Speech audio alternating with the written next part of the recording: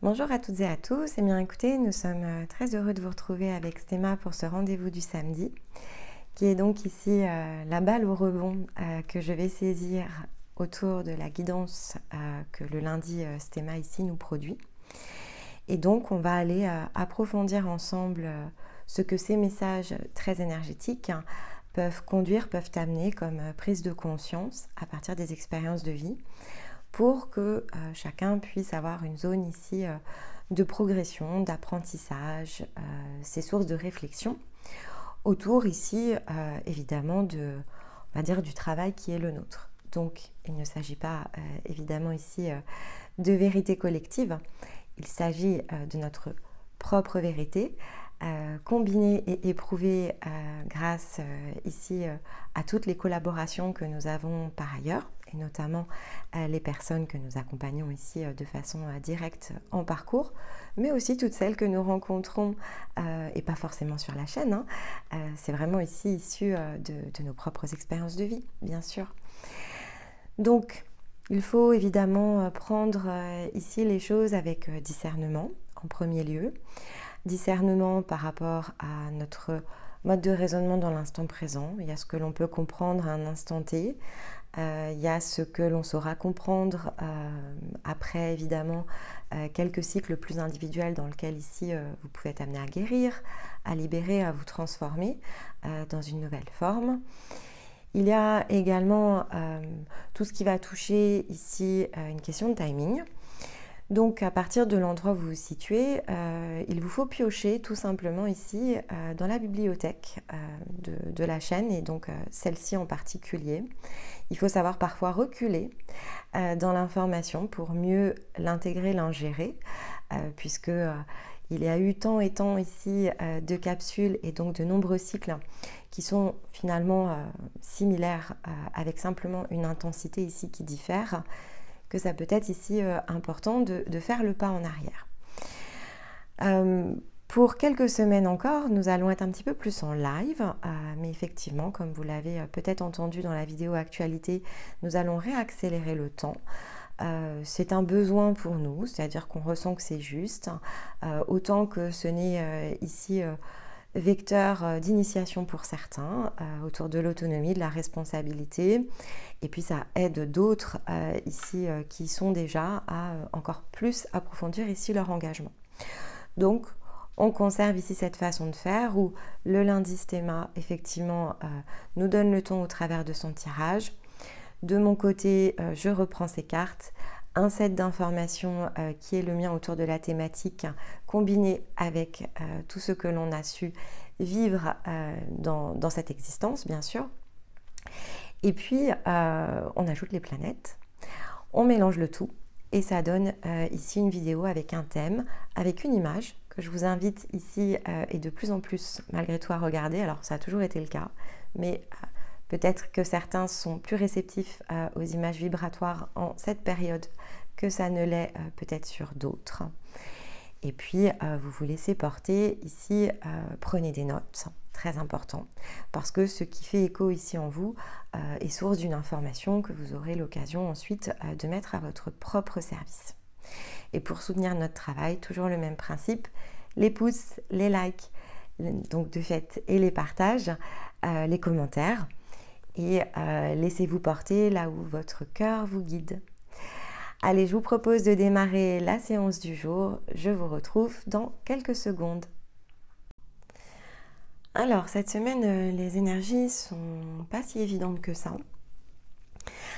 Il y a évidemment on va dire un ciel, donc dans le sens le plus cosmologique, qui est rendu assez complexe ici par les différentes positions des astres. Et puis évidemment cette pleine lune qui vient se mettre ici face au soleil. Donc l'axe ici, le sens de direction entre la Vierge et les poissons, rayonne ici au centre, si vous préférez, de la roue des archétypes. Donc il y a vraiment une question de choix dans le fond que ça peut évidemment représenter. On est interrogé autour ici de la manière dont on va conduire clairement la prochaine direction. Donc le fait que ça se positionne ici en 6-12, cette idée de mi-point, elle est quand même assez significative et elle est évidemment renforcée par cet aspect beaucoup plus, ici on va dire collectif, que vont former notamment les planètes les plus collectives, parce qu'il y a toutes les planètes rapides qui vont plutôt nous impacter dans le sens le plus ici unique, individuel, et puis il y a tout ce qui est, on va dire, transpersonnel, comme Pluton, Saturne, Uranus, Neptune, qui marquent clairement des chapitres beaucoup plus générationnels, quasiment des ères par rapport ici à l'angle le plus humain, si on le regarde dans une histoire de temporalité.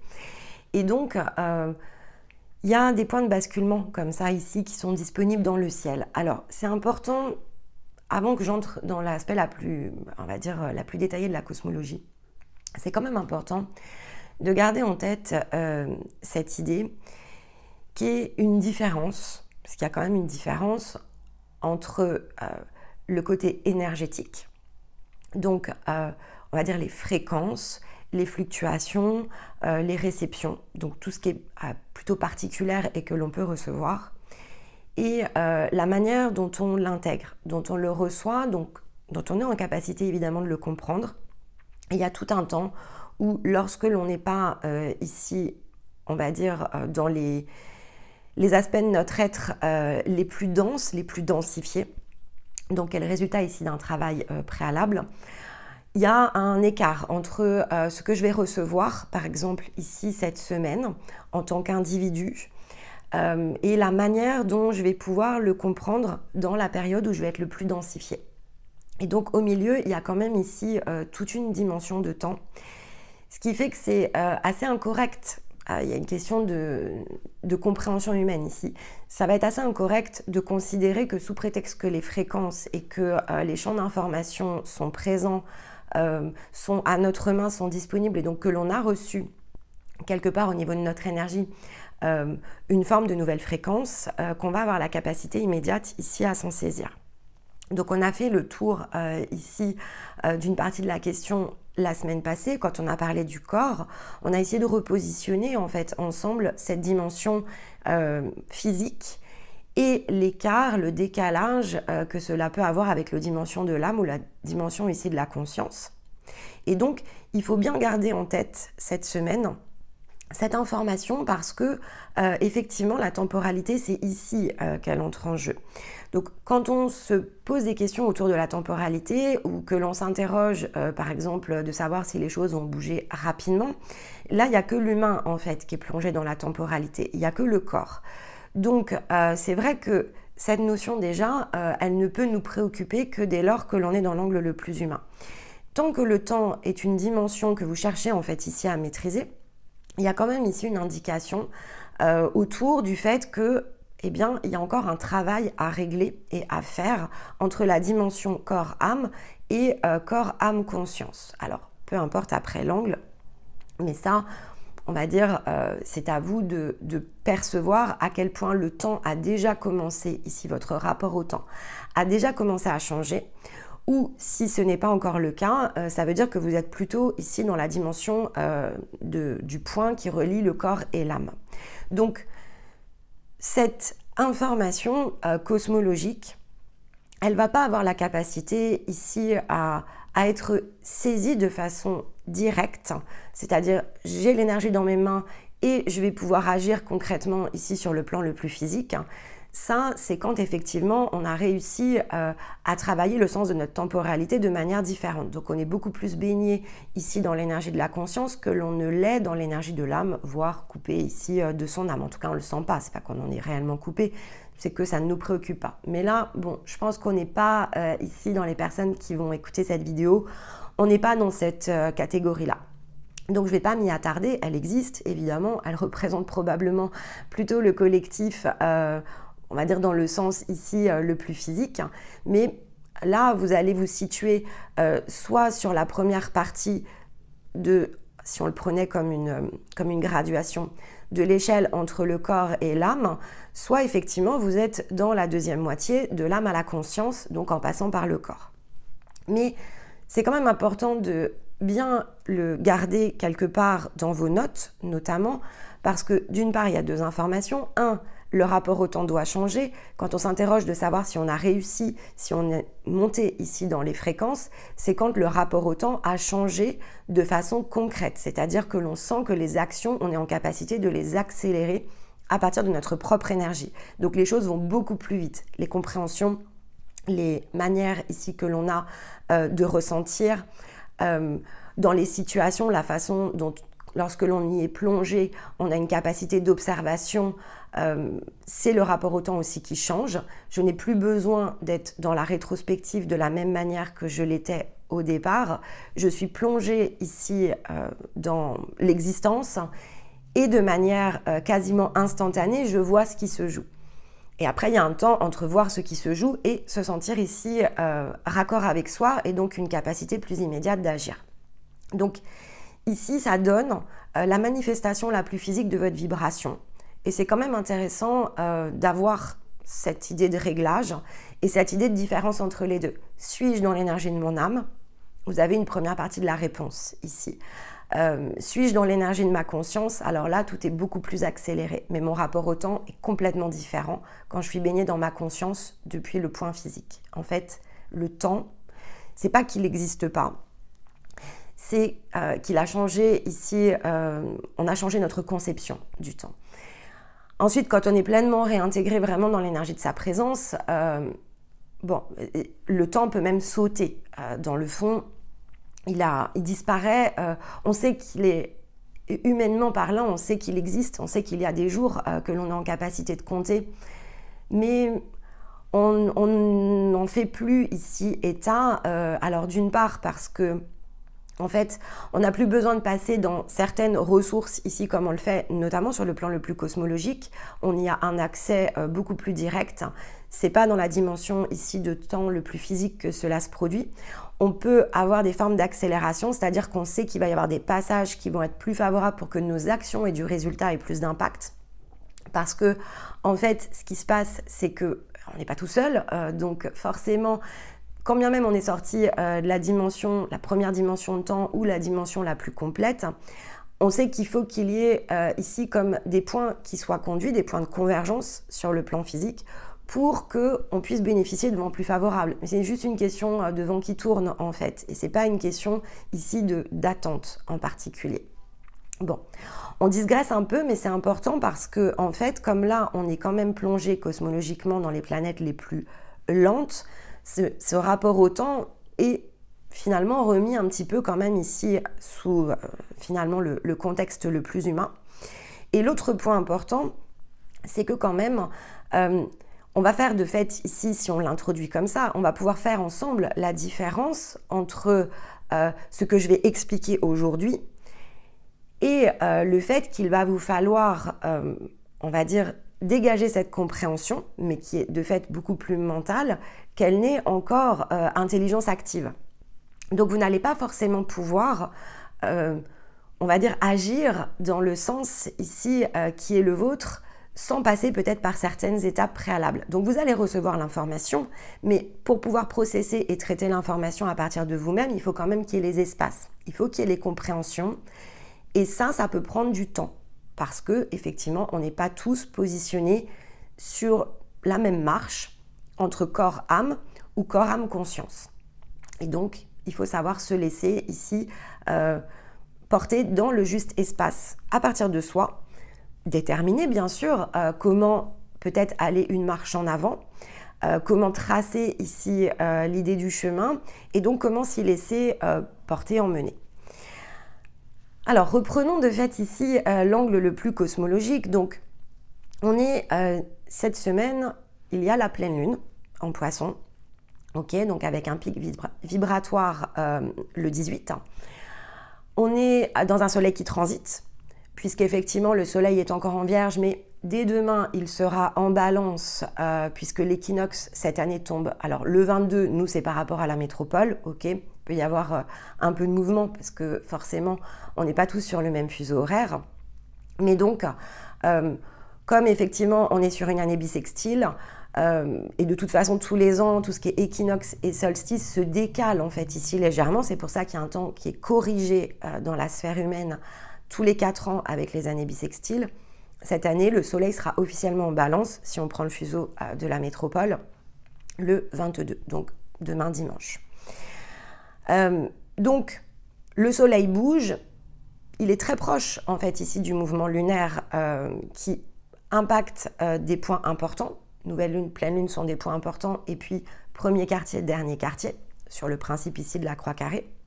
Mais effectivement, là on est dans un transit cette semaine, ça transite. Donc les énergies, quand c'est du transit, elles sont vraiment dans un mouvement qui est plus puissant. C'est-à-dire qu'on peut avoir ici plus de puissance, on peut ressentir aussi plus de puissance. Et si on ne le ressent pas, ça, encore une fois, ça ne veut pas dire que ça ne va pas venir à l'intérieur ici de nous. C'est simplement que les espaces ne sont pas disponibles pour aller les saisir, mais ok, on prend malgré tout ici l'énergie plus collective que cela transmet sur le plan le plus physique. Et comme je vous l'ai dit dans la vignette, il y a un phénomène ici qui est suffisamment notable, qui impacte de fait le plan physique parce qu'on est dans l'élémentaire, pour être expliqué. Donc, on a une position ici sur les archétypes de terre, comme un arc qui se forme autour du soleil, comme cette fameuse barrière que l'on avait eue ici lorsque l'on était arrivé à la fin du mois d'août, mais qui cette fois-ci nous impacte clairement sur des positions très précises avec le Capricorne, le Taureau et la Vierge. Okay, donc les 3 éléments de terre qui sont finalement les éléments dans lesquels on peut être dans le plus concret ici de la matière, c'est là où on peut agir, sont portés ici par l'axe que forment Pluton, le Soleil et Uranus. Donc cette transformation qu'on avait effectivement la semaine passée, elle vient aussi de cet arc.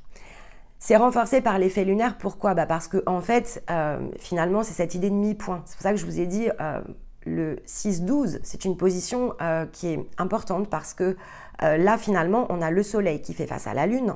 Donc, on a l'intérieur et l'extérieur qui est entouré ici de cet axe de la Terre. Donc, Pluton et Uranus. Pluton et Uranus, ce sont donc des planètes, alors lentes, certes, mais ce sont des planètes qui portent alors le nettoyage pour Pluton et l'affranchissement pour Uranus. Donc, des vrais changements de chapitre ici. Pluton nettoie dans le Capricorne des choses qu'il nous faut restructurer. C'est-à-dire qu'on a construit ici dans nos situations de vie de nombreuses choses. On est enseigné par l'archétype du Capricorne sur comment façonner ici nos réalités. Et donc Pluton est venu se replacer pour éclairer finalement des zones qui jusqu'à présent alors ne pouvaient pas être prises en charge ou n'avaient pas encore été comprises. Et à partir évidemment de vos positions les plus natales, vous allez plus ou moins subir ici le phénomène de Pluton. Donc Pluton, il ne faut pas le redouter. C'est un élément extrêmement favorable. Si on n'a pas cette énergie de nettoyage, il y a beaucoup de choses en fait qui ne peuvent pas venir sous nos yeux. Donc il aide à cet éclairage en déparasitant, ça revient à ça en fait, il déparasite des nombreuses choses en nous dont on n'avait pas forcément conscience. Il va évidemment créer les situations qui vont avec. Maintenant il est dans son dernier passage, donc c'est le dernier coup de balai. Je dirais qu'a priori, si vous étiez le plus impacté dans vos cartes natales par Pluton, donc évidemment s'il était en Capricorne, ici, ou en tout cas s'il est dans un élément de terre, avec même une conjonction avec d'autres astres, ça peut avoir amplifié. Si effectivement vous avez un positionnement significatif en balance, puisque par jeu ici de porte communicante dans un thème, la balance était l'élément ici en plus de la Terre qui était le plus impacté par ce transit plutonien. Et puis après, il peut y avoir dans votre thème des mécanismes qui viennent créer, un peu comme il le fait en balance, alors des conjonctions, des carrés ou des oppositions. Et il y a un levier en fait qui se trouve ici dans votre position la plus natale, la plus terrestre, ce qui est important parce qu'en plus ici comme on est dans l'énergie de terre, c'est vrai que c'est vraiment la matière encore une fois qui est impactée. Donc il a probablement déjà mis sous vos yeux de nombreuses choses qui étaient prêtes en fait à se restructurer, qui avaient juste besoin du coup de pouce pour que ça s'effondre, que peut-être la bulle d'illusion qui avait été créée ici autour de ça puisse vraiment ici s'effondrer. Donc, il nous redonne la main parce que c'est comme s'il y avait des espèces d'endroits où, dans notre énergie, cette régénération, cette restructuration, elle n'était pas possible. Donc, collectivement, c'est ce qui vient porter et de façon unique, il aura donc une subtilité, un soutien peut-être plus fort que pour d'autres personnes. On n'est pas tous ici, évidemment, logés à la même enseigne.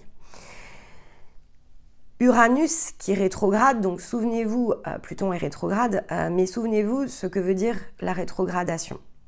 La rétrogradation, c'est ce qui est clair ici, c'est ce qui permet de prendre conscience, c'est la prise de recul.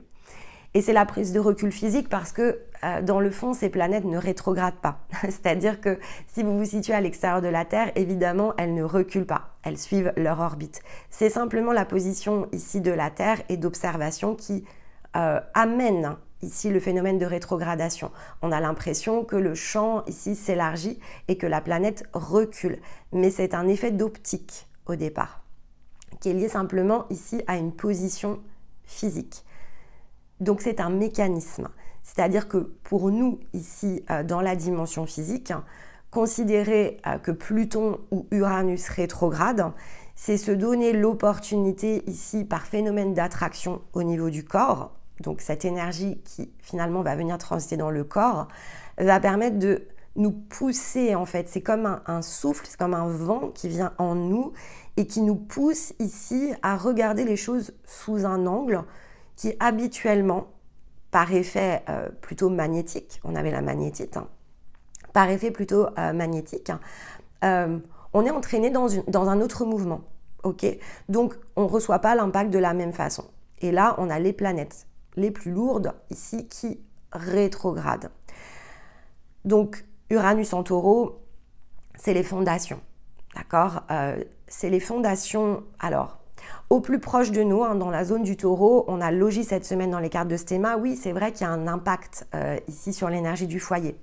Uranus en taureau, il impacte le sens des constructions de notre foyer, ce que l'on a créé dans le sens de nos fondations. Donc, il y a le foyer le plus physique, bien sûr, et donc ça peut créer des tensions à l'intérieur ici de vos maisons, où le logis c'est un petit peu plus large, ça touche l'environnement, le cercle le plus proche. Donc ça, c'est possible. Il peut y avoir évidemment ici des jeux de rôle qui s'amplifient durant cet effet de rétrogradation d'Uranus en taureau. Ça dure 5 mois, donc ça ne se passe pas juste cette semaine en fait. Ça va durer jusqu'à ce qu'ici, Uranus reprenne sa marche directe lorsque l'on sera en Verseau. Donc il y a quand même beaucoup de temps ici pour discerner et analyser nos situations de vie. Mais évidemment, si on va dire ces jeux de miroir, parce que vous êtes déjà entre âme et conscience, ont été nettoyés, ici on vous interroge sur le sens de la fondation de votre énergie. En fait, qui êtes-vous en tant que conscience? Et sur la différence entre l'âme et la conscience. Sur finalement le côté le plus unique ici de votre être. Et donc, il y a une idée de scénario autour de ça, de jeu de l'âme, bien sûr, mais également d'informations qui touchent ici au rayonnement de votre conscience. Donc, il ne va pas travailler toutes les zones et puis Uranus, il rétrogradera à d'autres périodes. Si vous êtes entre corps et âme, oui, on est dans la situation physique. Ici, clairement, ça fait travailler le même angle. Hein. Dans le fond, ça fait travailler l'âme et la conscience et la fondation de cet ensemble. Mais on le voit, en fait, que sur une seule dimension à ce stade-là. Donc, il n'y a que par les jeux de rôle, il n'y a que par ce que l'on vit, que notre attention peut être ici portée. C'est juste une question d'élargissement de votre point de vue ou pas encore. Si ce n'est pas fait, vous ne pouvez pas le voir autrement. Construction du corps, voilà, revenez dans la construction du corps. Le corps, il a le corps évidemment le plus physique et il a le corps mental et le corps émotionnel.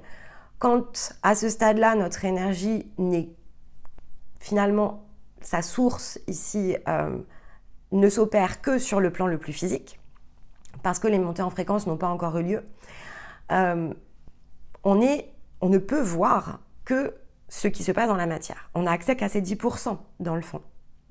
Donc, on ne peut que vivre les situations. On ne les subit pas. Ça peut être la différence avec un mode le plus inconscient. Alors, oui, bien sûr, on peut se sentir chahuté, chuté dans l'instant, mais en fait, on a quand même des prises de conscience. Donc, au moins, on va pouvoir tirer quelque chose autour de ça. Quand on est dans l'autre étape, dans l'autre partie, donc que l'on a fait ici ce point de connexion entre corps et âme et que l'on s'est attaché à guérir l'âme, on n'a plus tout à fait besoin des mêmes mécanismes. Position corps-âme, c'est celle qui nous apprend à lâcher prise, en fait, qui nous apprend qu'on ne va pas maîtriser les choses dans le corps et on ne va pas pouvoir dompter l'âme de cette manière et on va avoir besoin ici d'aller chercher le point le plus haut de la conscience. Quand effectivement on est dans l'étape suivante, en fait, l'âme n'a plus besoin d'être domptée, maîtrisée, puisqu'elle est guérie, donc il n'y a plus ici cette notion de fragmentation, et on passe de fait ici plutôt dans une libération des potentiels de l'âme. Toute l'expérience acquise nous permet ici de travailler justement au point d'union et de réunion avec la conscience, qui, elle, finalement, porte la fondation de votre existence. Ça revient à ça en fait, elle porte la fondation de votre existence. Elle saura ici, plus vous serez proche en fait, donc les plans seront les plus compressés, les plus densifiés, vos 3 parts en fait, vos 3 points, et plus vous allez pouvoir agir de concert. On avait la synergie, oui c'est ça en fait, vous allez agir de façon synergique. Mais c'est juste une question de temps, et puis c'est une question d'effort, bien sûr, hein, quand même, il n'y a pas que du temps derrière ça, il faut y consacrer du temps, mais consacrer du temps, c'est produire de l'effort, et puis c'est choisir surtout une structure qui permet d'y répondre.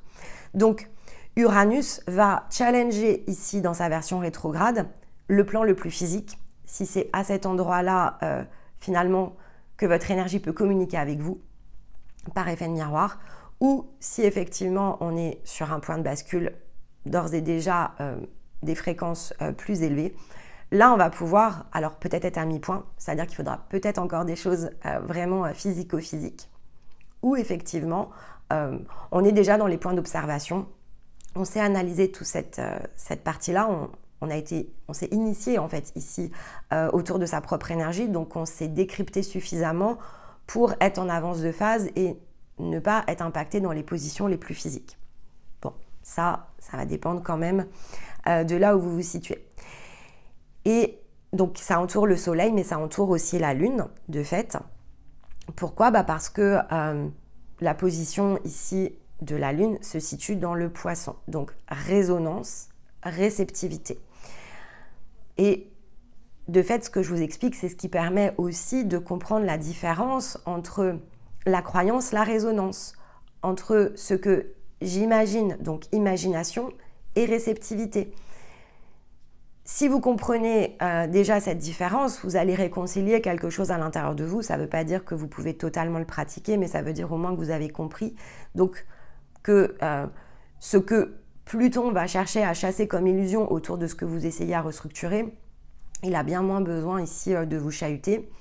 Uranus, pas forcément parce que alors, le taureau a besoin d'être paisible. Donc ça peut apporter une forme de paix, ce qui évitera peut-être les secousses, mais peut-être pas partout. En revanche, la lune, elle est quand même accompagnée. C'est ça qui est quelque chose aussi d'important d'être cité. C'est que la lune, elle est quand même accompagnée ici, quand elle est dans les poissons, de Neptune et de Saturne, qui se situent toujours ici dans l'énergie des poissons, alors qu'ils vont bouger hein, en cours. On a des transits, Saturne et Neptune vont transiter comme la plupart des planètes les plus lourdes entre ici 2025 et 2026.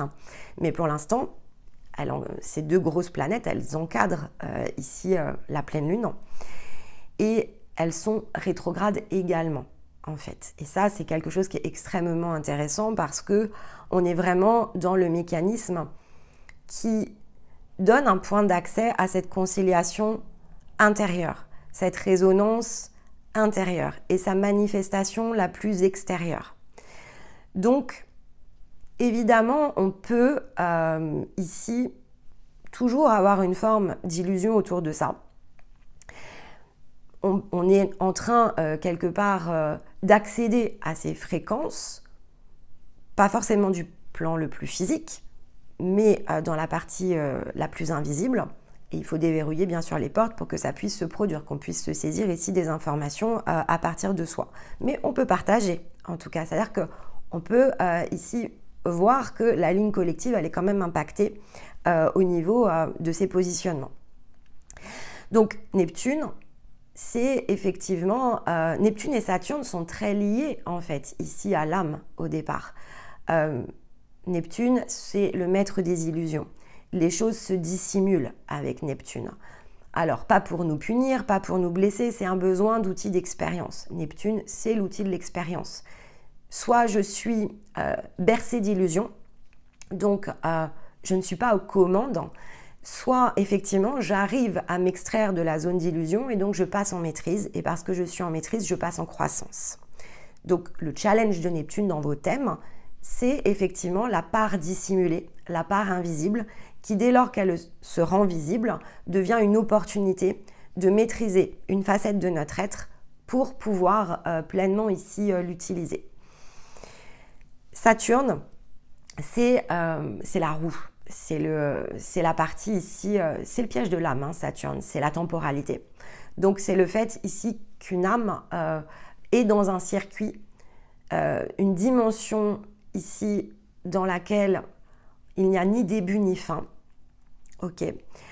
jusqu'à ce que tout ce qui doit être appris, compris et intégré dans la dimension dans laquelle on se situe soit complet. Donc c'est le fait de compléter quelque chose pour ensuite pouvoir dépasser.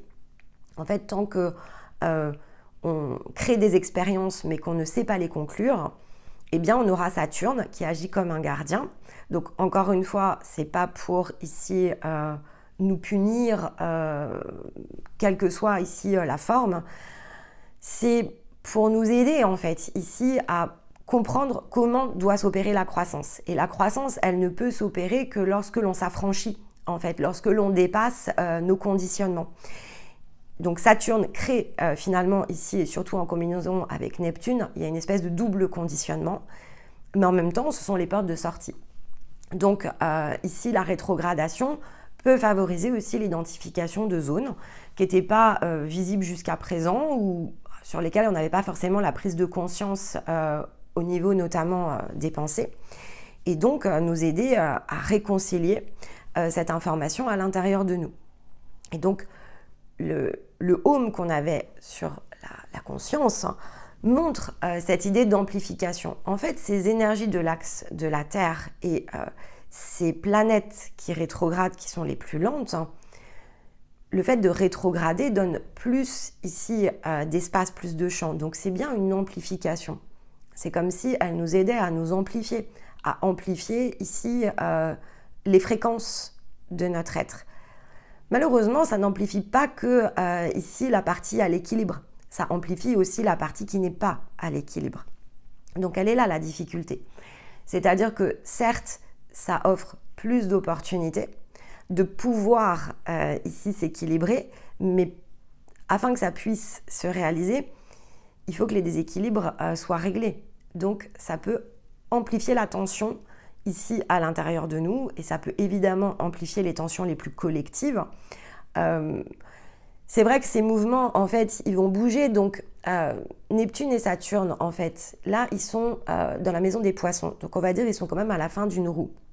Donc c'est vrai que quand on parle ici de choses qui collectivement changent de sens, changent de direction, comme une nouvelle ère en fait ici pour l'humanité, c'est assez réel si on prend cet exemple-là. C'est visible en fait dans le mécanisme des astres.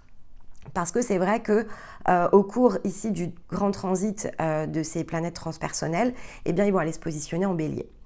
Donc le fait qu'ils aient un mouvement du poisson vers le bélier, de la maison 12, dernier archétype, vers effectivement la maison 1, le bélier, le feu, l'étincelle, donc l'individualisation, selon la manière dont on est, on va dire, résonnant avec notre propre énergie, ça va quand même faire une grande différence. Si on n'est pas dans notre énergie, c'est sûr que ça peut amplifier la dualité, en fait, ici à l'intérieur de nous. Ça ne peut qu'amplifier, d'ailleurs, parce qu'on ne peut qu'être dans l'opposition.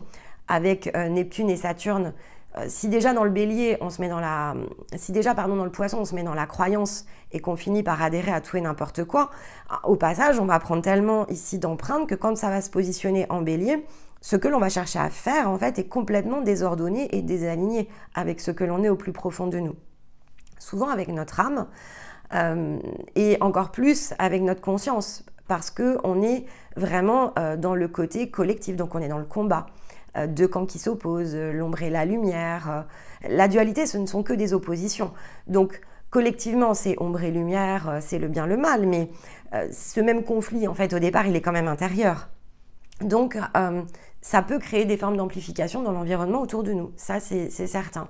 D'où effectivement l'intérêt lorsque on choisit, donc à cet instant-là, dans votre temporalité la plus physique, si vous avez choisi de travailler à votre développement, c'est sûr que ça va faire une grande différence parce que de votre côté, vous allez vraiment régler en fait toute une dimension qui arrivait à une forme d'apogée de votre être. Et donc, ce que vous allez réindividualiser lorsque vous allez passer en bélier va être dans une justesse qui est très différente, évidemment, ici, de tout ce qui a pu être testé par votre énergie jusqu'à présent. On est dans du renouveau, en fait. Et donc, ce bélier, il va nous aider dans le renouveau, dans quelque chose qui est plus unique. Il va être une véritable ressource pour être vraiment dans sa part la plus originale et donc la plus originelle. Et c'est de fait une correspondance qui va être très intéressante puisque l'année prochaine, on sera en année 9 et en plus, ça va communiquer ici avec une année 1. Donc, source de très grands changements. Et pour que cette source de très grands changements puisse évidemment ici être la plus juste pour vous, on a devant nous de nombreux mois en fait, et, donc plus que le temps nécessaire pour pouvoir atterrir dans cette année 1 d'une manière très différente que tout ce que l'on a pu vivre ici sur le plan le plus physique dans cette existence ou dans d'autres. Ce qui est important, c'est que malgré tout, il faut se replacer dans la multidimensionnalité. Ce passage, ce point dans le temps de la temporalité la plus humaine, c'est une chance en fait.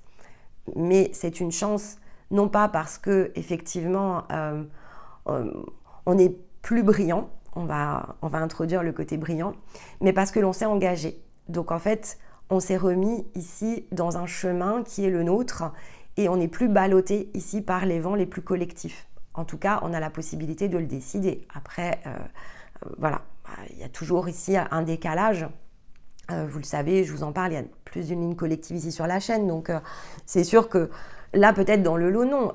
Pour certains d'entre vous, il peut y avoir aussi des prises de conscience. Cette année 8, elle est peut-être dans cette prise de conscience, de comprendre que finalement, l'effort aujourd'hui dans ce que vous avez mis de plus concret dans votre développement disperse quand même ici votre énergie et ne va pas vous permettre peut-être d'atteindre le résultat que vous avez finalement intentionné derrière ça. Donc, l'automne va être particulièrement favorable à l'adaptation. Si vous avez regardé ici les vidéos sur la saison de l'automne, je pense que vous avez compris que l'automne, de façon traditionnelle, c'est l'adaptation. Et cette année, l'impermanence, les ressources que l'on a autour de l'impermanence sont bien plus puissantes. Donc, elles permettent ici d'aller alors plus vite. Il y a des tremplins. Et donc, les vents que vous allez ici emprunter, les couloirs, sont des formes plus accélérées que lorsque l'on les a utilisés peut-être ici 2 ou 3 automnes en arrière. Donc, le temps s'accélère et c'est très bien. Mais le temps va ralentir ensuite. Donc, il s'accélère maintenant. Il va commencer à se ralentir en année 9. On est dans ce que l'on va consolider. Et puis ensuite, il va être fort ralenti en année 1. D'accord? Ça va être beaucoup plus lent si on n'a pas dépassé justement ici la notion de temps. Donc, autre information, quand je dis ça, encore une fois, c'est par rapport à votre échelle. Ne vous inquiétez pas ici de la notion de temps. Si vous êtes en train de travailler au point d'union avec votre conscience, il n'y a pas de problème. l'année 1, elle est dans la temporalité ici la plus humaine et la plus collective. On va de 1 à 9 parce que c'est un circuit, c'est une boucle. Donc, on a passé les chapitres les uns après les autres. Vous allez terminer, pour bon nombre d'entre vous, vos cycles de libération dans l'année 9. Quand vous serez positionné en 1, la notion de temps, elle aura changé complètement, en fait. Donc, ce de 1 à 9, qui est pour la dimension la plus humaine, elle ne va plus vous concerner, en fait, de la même manière. Donc, ça va être totalement différent. Donc, c'est pas nécessaire non plus de prendre la partie la plus mentale autour de ça. C'est une question de position. L'énergie, quand elle est engagée, la temporalité, elle bouge. Et la seule chose qui est importante à bien garder en tête, puisqu'il y a quand même une notion de responsabilité, c'est que l'écart de nos réalités, il est dans nos mains. À partir du moment où les a mis dans nos mains, on suit le chemin et vous suivez votre chemin. Donc, tout va se mettre en place et se dérouler tant que vous gardez la main, en fait. Tant que vous gardez cet écart de réalité bien en tête et que vous vous engagez dans votre énergie avec autonomie, avec responsabilité, à aller vous chercher dans le sens de ce que vous êtes de plus profond, ça va se mettre en place. Et comme c'est très synchronisé, en fait, ici avec vos empreintes, il n'y a pas de question à se poser. Est-ce que je suis en retard? Est-ce que je suis en avance? Non, ça, vous pouvez d'ores et déjà le faire sauter. Faites sauter le plus tôt possible quand vous êtes vraiment avec tout dans vos mains. Faites sauter le passé et faites sauter la projection future. Soyez dans le présent et saisissez les ressources les unes après les autres. Et vous allez voir que c'est le présent qui crée les accélérations. Et ensuite, vous allez vous extraire un peu du présent sur la partie la plus énergétique. Vous allez continuer à être conscient et dans l'observation chaque jour, et vous saurez qu'il y a un temps pour agir, un temps pour observer, etc. Mais la notion de présent va changer aussi. Bon, c'est un petit peu trop tôt pour en parler, ça se présentera peut-être ici au cours de l'automne, mais c'est pas tout à fait dans l'énergie de la semaine, donc je vais pas faire le détour ici par ici. Le passé, en revanche, ça c'est quelque chose qui est important, le passé et le futur, vous pouvez vous en séparer mentalement. Ok, il n'y a pas de problème. Mais en fait, énergétiquement, vous ne pouvez pas vous en séparer tant que votre âme n'est pas guérie. Vous ne pouvez pas vous séparer du passé. L'âme porte ici l'expérience. Donc, elle porte ce qui a été vécu. En portant ce qui a été vécu, elle porte le passé. Elle ne porte pas le futur, en revanche. Donc, le futur, elle va le porter lorsque, effectivement, elle va commencer ses étapes de libération. Pourquoi elle porte le futur? Parce qu'elle porte les probabilités. Ok, donc, jusqu'à ce que vous ayez complètement terminé vos cycles de guérison, vous allez porter le passé. Parce que le vécu ici a besoin d'être intégré, donc il a besoin d'être dépassé. Et de devenir compétence. Et donc le futur n'existe pas, c'est-à-dire que l'âme n'a pas la capacité à se projeter dans des champs inconnus. Donc elle n'est pas dans sa capacité de probabilité, elle n'est que dans sa capacité de correction. Donc ce qui se situe devant vous en termes de temps est forcément correctif pour dégager le passé. Donc elle est tirée en arrière par le vécu qui l'oblige à construire le futur à partir de ce qu'elle espère possible pour se dégager. D'accord? J'espère que c'était clair. N'hésitez pas à poser des questions si ça ne l'était pas. Quand c'est fait, il n'y a plus de passé.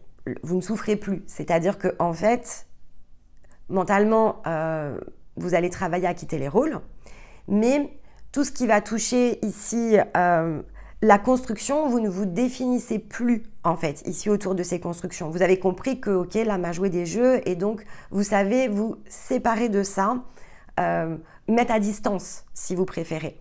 Et en plus, vous avez créé les points d'appel avec la conscience, donc cette mise à distance émotionnellement, elle est possible parce que on se sent en sécurité.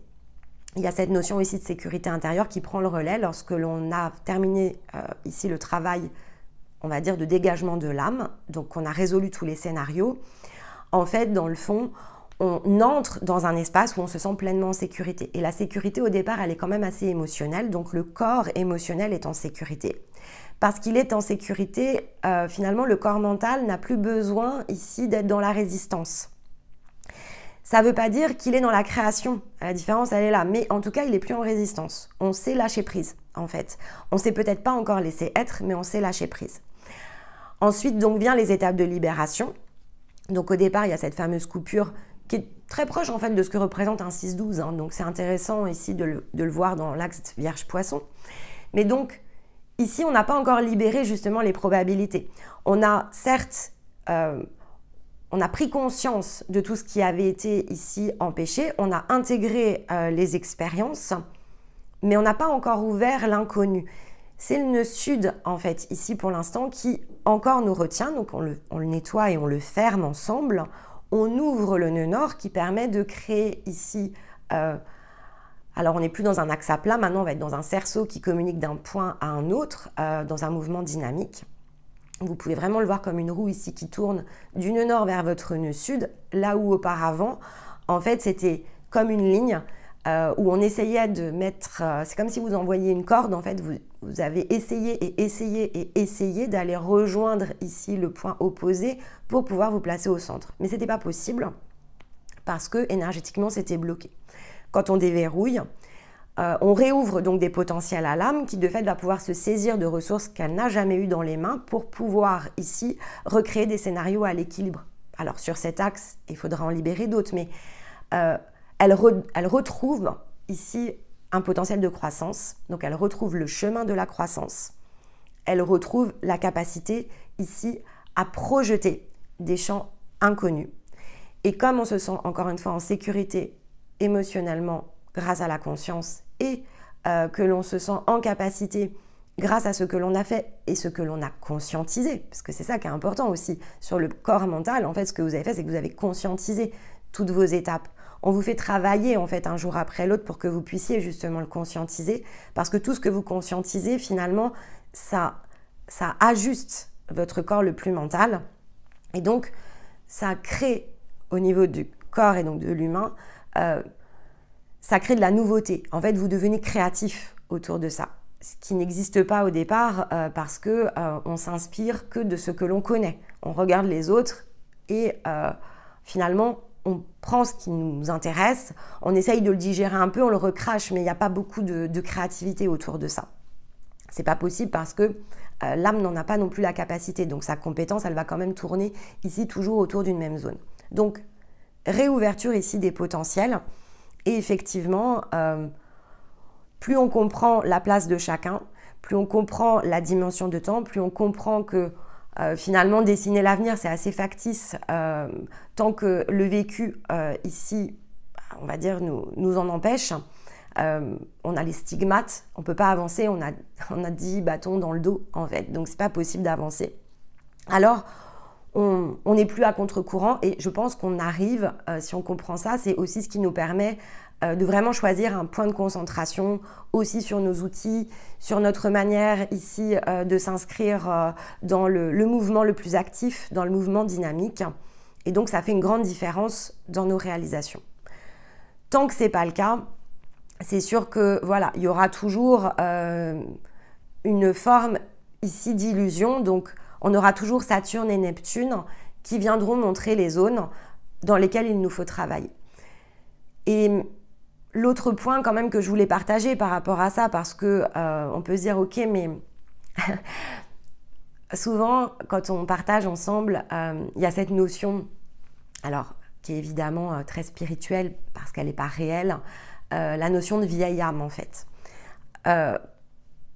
Il n'y a pas de temporalité, donc il ne peut pas y avoir de vieille âme en fait, c'est que l'humain qui peut imaginer que son âme est vieille. Il n'y a que le corps humain, il n'y a que la vision humaine en fait qui donne une notion d'âge, hein, ceci dit, quel que soit ici l'angle. Donc le temps n'est que humain, d'accord? Cette dimension d'espace-temps n'est qu'humaine. Donc une vieille âme, c'est l'humain qui regarde l'âme. Donc si l'humain regarde l'âme, il a une capacité limitée à la comprendre. Alors, on pourrait dire, ok, une vieille âme, c'est parce qu'il y a beaucoup d'expérience. Ah oui, alors ça, par contre, d'accord, mais dans ce cas-là, c'est une âme pleine d'expérience. C'est pas une vieille âme. Une âme qui a de l'expérience, qui a donc des potentiels, donc qui, finalement, a plein de choses à l'intérieur d'elle qui vont pouvoir être utilisées. Mais ça, c'est le cas de tout le monde, en fait. C'est-à-dire que tout le monde a beaucoup de potentiel à l'intérieur de lui. Donc il n'y a pas ici d'âme avec plus d'expérience que d'autres. C'est pas réel, puisque comme je viens de vous le dire, en plus, on tourne toujours dans un même sens, nos expériences, tant qu'on ne les a pas transcendées. Donc finalement, vous avez pu tester, je ne sais pas, peut-être 100 fois le même scénario sans même vous en être rendu compte, évidemment, puisque c'est 100 personnages ici différents que vous avez joués. Alors, quelle est finalement la valeur d'être venu 100 fois ou d'être venu 10 fois? En fait, ça ne fait pas de vous quelqu'un avec plus d'expérience de l'avoir fait 100 fois que quelqu'un qui ne l'a fait que 10 fois. Par contre, c'est quelqu'un ici qui l'a fait 100 fois, qui potentiellement a de fait plus d'échecs, donc plus de choses ici à nettoyer, plus de vécu à aller restructurer, réorganiser. Alors, ce que l'on voit comme quelque chose qui est plutôt une bonne nouvelle, dans le fond, je ne sais pas si c'est une bonne nouvelle. Il n'y a pas de bonne ou de mauvaise nouvelle. Avec Stéma, on a pu voir une différence entre nous. C'est pour ça que je vous le dis, parce que en fait, nous, on a pu voir cette différence. Donc, on voit que par rapport ici à l'expérience la plus physique, Stéma a engrangé beaucoup plus de personnages, par exemple, que j'en ai eu l'occasion. Et c'est vrai que finalement, Stéma, il a dû aussi résoudre beaucoup plus ici d'équations que j'en ai eu besoin par rapport au plan le plus physique.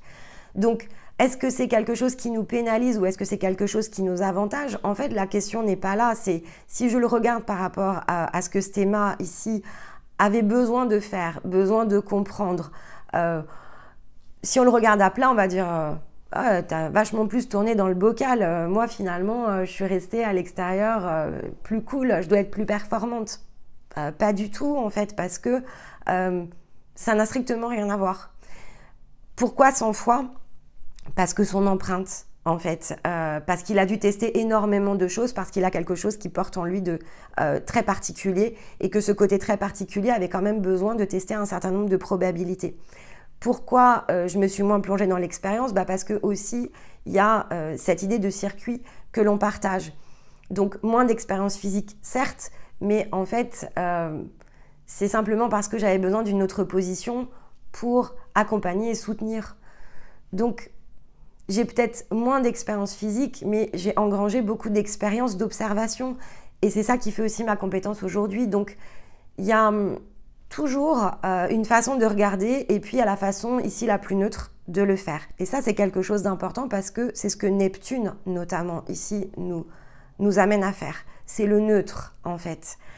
Et c'est pas facile, finalement, le neutre. D'autant plus dans le plan physique, c'est beaucoup plus facile ici de faire les choses en prenant des raccourcis et donc de travailler la partie de l'âme prend beaucoup de temps aussi à cause de ça. Et d'ailleurs, il y aura plus de temps passé sur l'âme si effectivement vous avez beaucoup plus d'expérience physique, donc beaucoup plus ici d'enregistrement et de mémoire, parce qu'il va falloir tout reprocesser, tout trier et tout remettre en ordre. Donc c'est plus long. Mais après, c'est peut-être plus long à cet endroit-là et peut-être que les étapes de libération seront plus rapides. Donc, on ne peut pas réellement le comparer comme ça. En revanche, on sait dire que les balises sont les mêmes, mais c'est le travail ici qui sort des balises. Donc, ce n'est pas la partie énergétique ici qui pose problème, c'est le retraiter l'information sur le plan le plus physique. Et donc, c'est ce qui donne aussi une dimension d'entre-deux cycles. Et on ne va pas passer de façon individuelle le même temps dans l'entre-deux cycles. Parce qu'on ne va pas finalement, au niveau du corps, amener les mêmes compréhensions. Et le champ ici de redéveloppement de nos pensées, le réajustement du corps mental et du corps émotionnel, il va quand même varier autour de votre empreinte. Donc, Neptune, c'est cette ressource ici qui nous permet de travailler ce point.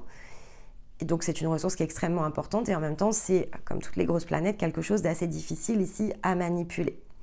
Donc, écart de réalité, c'est dans la main de l'humain ici que nous sommes.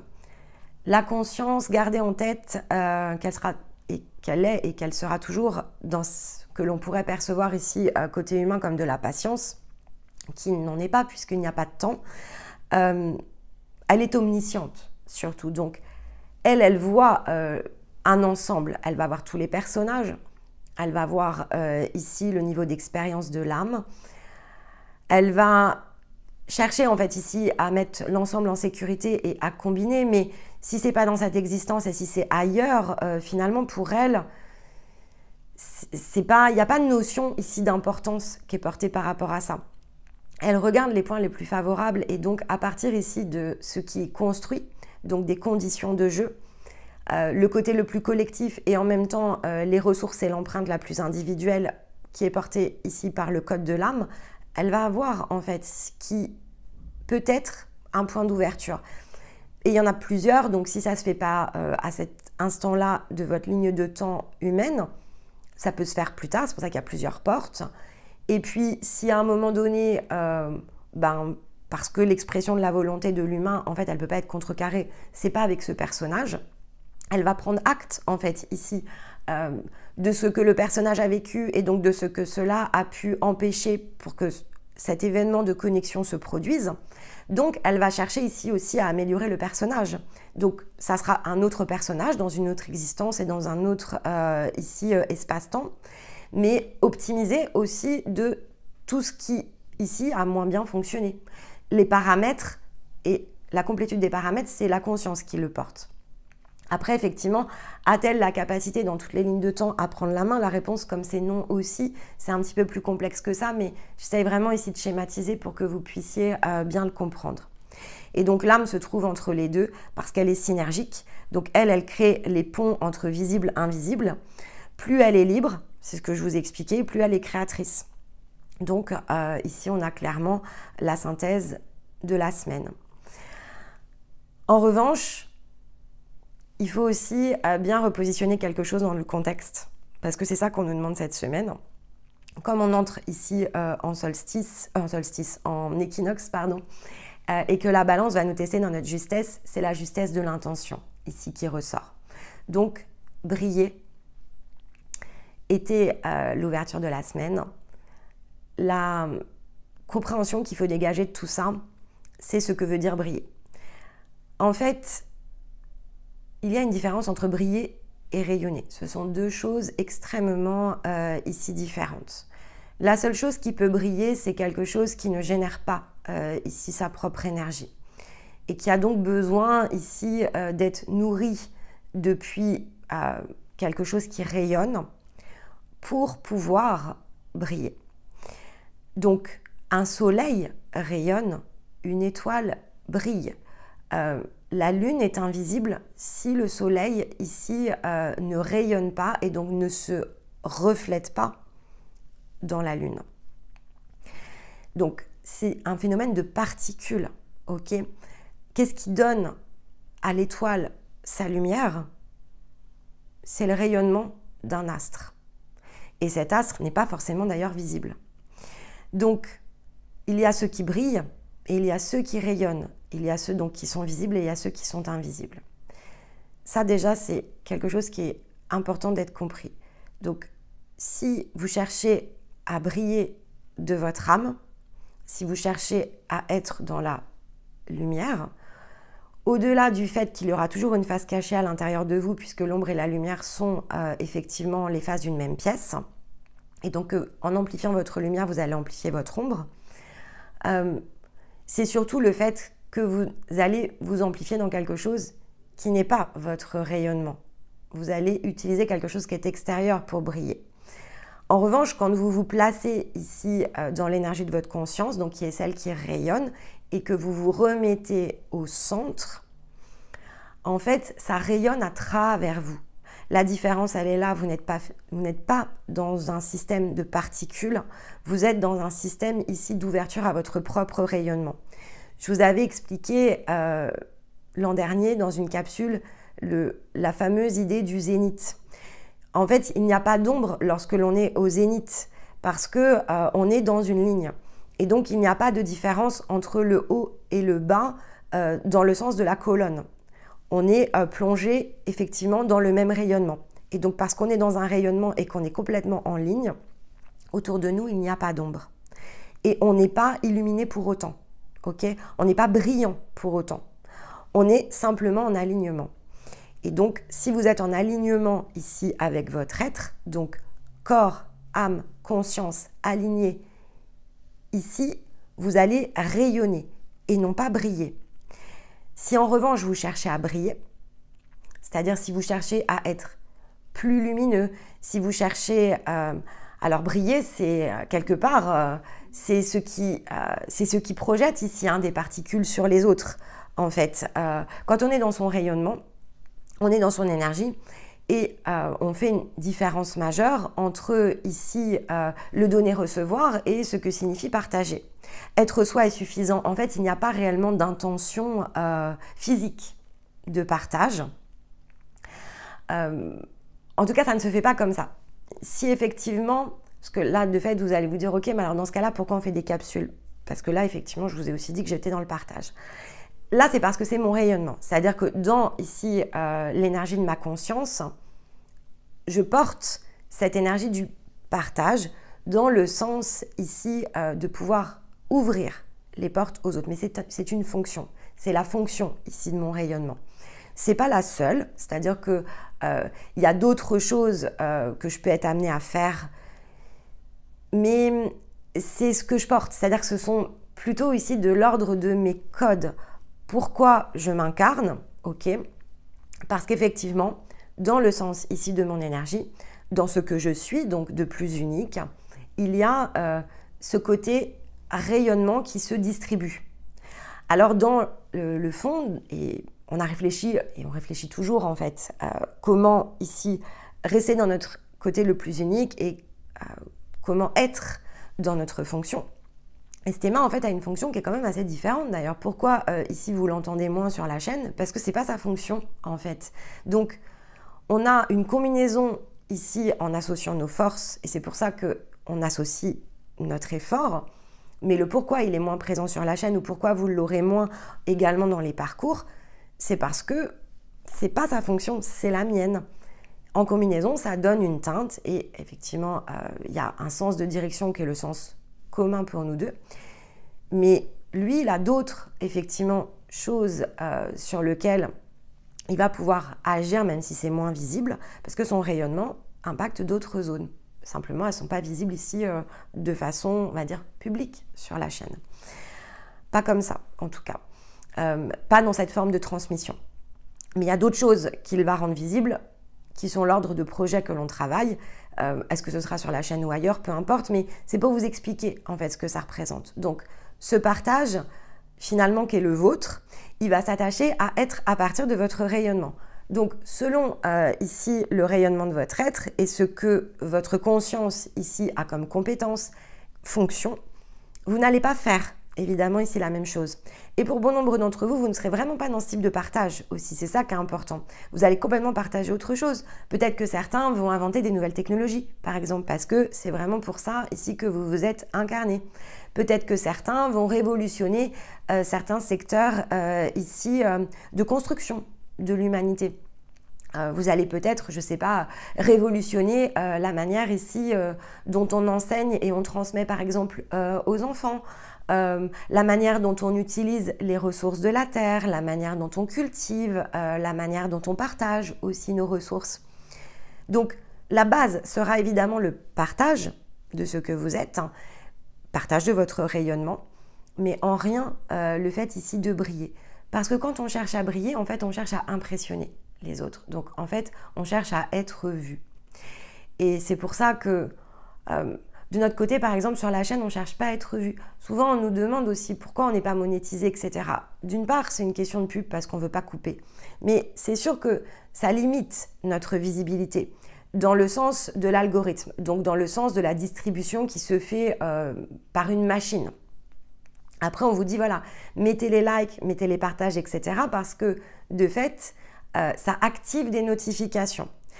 Mais ces notifications, nous, l'intention, en tout cas, que l'on met derrière, c'est que si vous le faites parce que, en fait, vous avez envie de le faire, quelque part, vous êtes dans une forme de transmission. Donc, énergétiquement, l'intention ici que vous portez, en combinaison avec l'outil, peut effectivement amener par effet rebond, même de personnes que vous ne connaissez pas, et ça ne veut pas dire que si vous ne les connaissez pas physiquement, que vous n'êtes pas en résonance avec elles. En fait, sur le phénomène des cercles concentriques, c'est comme si l'onde pouvait se partager, mais c'est l'onde de l'énergie, en fait, ici, qui se partage. Alors nous, on se dit toujours, quand on publie, etc., que la vidéo puisse être accessible et diffusée à une personne qu'on a besoin. pas à n'importe qui par un algorithme, en fait, à quelqu'un qu'on a besoin. Donc, c'est l'intention de partage. Maintenant, je pense qu'on serait... alors, c'est pas qu'on serait embêté s'il y avait 60 000 personnes, parce qu'après tout, si c'était 60 000 personnes qui résonnaient avec ce message, ce serait génial. Mais ce qui compte, c'est qu'on résonne avec les personnes qui sont en capacité ici de comprendre la différence.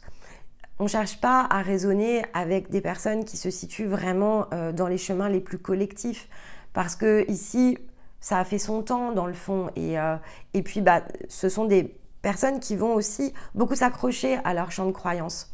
Et c'est pas faute d'avoir essayé. C'est-à-dire que celle qui justement était le plus brillante, donc qui avait un accès le plus privilégié ici à une grande audience, on a parfois au cours de ces 3 dernières années, on a parfois essayé en fait ici d'être en contact. Alors peut-être qu'on était maladroit au départ, hein, c'est possible parce que nous-mêmes on n'était pas encore pleinement dans notre énergie. Mais on voit que les gens tiennent beaucoup en fait ici à ce côté business. Au départ, il y a un côté business. Et donc, ils veulent bien, quelque part, si on veut être dans cette même mouvance, c'est pas que ça les intéresse pas. Je pense que dans le fond, si on était à faire les choses d'une même manière, ils auraient ce système d'auto-validation. C'est ce qu'en général ils font. Ils s'auto-valident, ils s'auto-félicitent. Donc, ça crée ici quelque chose qui donne une même tonalité. Donc, plus ils vont valider, en fait, par exemple, dire, bah voilà, sur telle chaîne, j'ai bien aimé ci, j'ai bien aimé ça. Cette personne-là, en fait, elle dit exactement ce que j'ai dit. Elle reçoit les mêmes messages des guides. Je vais prendre cet exemple-là parce que c'est quand même comme ça que ça marche. Alors, les personnes qui vont la regarder vont dire, waouh, en fait... D'accord, donc ça veut dire qu'ils sont connectés au même endroit, ils ont les mêmes guides en fait. Donc ça renforce un message mutuel. Donc ça gagne évidemment ici en brillance et ça gagne en lumière. Donc ça va générer en contrepartie plus d'ombre et surtout c'est beaucoup dans la dualité. D'accord ? Rayonner, c'est autre chose parce que finalement, on ne peut pas dire la même chose. Si on est dans son rayonnement, on va plutôt voir les différences. On va voir les différences. Alors nous, on ne travaille pas en plus de cette manière-là. Donc forcément, on ne peut voir que les différences. Et donc, plus nous, on dit par exemple qu'on ne travaille pas de cette manière-là, et plus ça les met en opposition avec nous-mêmes parce que ça les renvoie quand même ici à une forme de contradiction. Et donc, on ne peut pas avoir une voix qui porte autour de ça. Parce que si on a une voix qui porte, ça veut dire aussi, et s'il nous aide par exemple ici à être vu, ça voudrait dire que ce qu'ils disent est challengeable. Et ils n'ont pas envie de se remettre en question. Vous verrez qu'en fait, ici dans ces propositions, c'est souvent le même message, ce sont des mêmes messages qui reviennent parce que de toute façon, ça ne bouge pas beaucoup. Et il y a beaucoup de gens après qui finissent par quitter, évidemment, ici les publications, dès lors qu'elles continuent à revenir encore et encore, on peut s'interroger, bien sûr, on se dit, mais en fait, ça ne s'est jamais produit, alors quoi ? Oui, mais c'est fait pour ça, parce qu'on est ici dans un circuit fermé, et on est donc dans une boucle temporelle. Donc, il n'y a pas de raison ici de faire autrement. Parce que ce que l'on cherche, c'est le halo et le 10 de coupe quand on fait ça. En fait, l'intention, au départ, elle est placée dans les coupes. On cherche à ce que la vie soit plus plaisante. On cherche le bien-être. Voilà. Donc, si on cherche le bien-être, on ne cherche pas l'être. On cherche le bien-être. On cherche à être bien. Et donc, être bien, ce n'est pas être.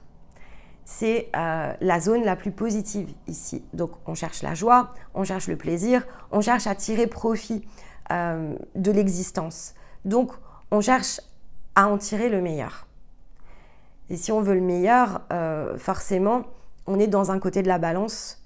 Et alors, qu'est-ce qui se passe sur le plateau d'à côté ? Donc, on doit engranger quelque chose qui va remettre notre balance au point d'équilibre. Ici ou ailleurs, donc on peut vivre une existence où effectivement, ça semble facile, on va tirer beaucoup de plaisir. Mais souvent, vous savez, quand ça se passe, et donc, on peut par exemple avoir quelqu'un ici à côté de nous, où on se dit, ah, mais il a beaucoup de chance, en fait. Tout lui réussit. D'accord, tout lui réussit, il a tout ce dont il a besoin sur le plan matériel, il a une belle famille, il a ici peut-être qui vit effectivement une relation amoureuse satisfaisante. Mais quand vous la regardez, cette personne, certes, vous pouvez l'envier, et dans le fond, vous ne pouvez pas savoir, en fait, à quel point cette existence qu'il vit aujourd'hui permet peut-être de compenser, de remettre sa balance à l'équilibre avec tout ce qu'il a vécu, en fait, de plus compliqué et de plus douloureux. Donc, ici, on peut aussi sortir d'une forme de jugement quand on fait la différence entre briller et rayonner, quand on comprend que la combinaison entre halo et 10 de coupe, c'est le fait d'avoir placé quand même ici son intention dans du plaisir. Donc, on a derrière la mort et la mort avec l'action, on nous demande de créer un point de rupture, en fait, ici avec ça. Ce qui est vu dans la coupe comme l'expression du plaisir, donc c'est très émotionnel, donc c'est très corps émotionnel, je cherche plus de joie, je cherche ici à me nourrir d'émotions plutôt positives, masque en fait ici l'expression de l'être. Donc on est dans l'énergie de l'âme, on est dans une recherche qui est guidée en fait ici par un 10 de coupe, donc on cherche à ce que notre halo brille davantage, on n'est pas dans le rayonnement. Et en revanche, donc ça va être plutôt mécanique, si on quitte ici les coupes par exemple, et que l'on revient dans le point ici de justesse à l'équilibre, donc dans la résonance, comme nous l'invite ici la Vierge, à mi-point entre résonance et réceptivité, on va effectivement ici être dans la justesse de nos actions. Parce que qu'est-ce qui va générer finalement ici le plaisir de vivre? C'est le fait de vivre ce qui est dans notre rayonnement. En fait, c'est ce qui nous fait monter en vibration. Plus effectivement ici on accède à l'énergie de notre conscience, plus on monte physiquement en vibration. Et donc plus on monte en vibration et plus on ressent des capacités ici à pouvoir construire, à être dans notre créativité, autour de choses ici de fait qui nous ressemblent, donc qui sont dans la droite ligne de ce que l'on est. On n'a plus besoin de fait ici de briller, rayonner de notre existence va devenir suffisant. Et donc c'est ce qui change le sens de nos fondations.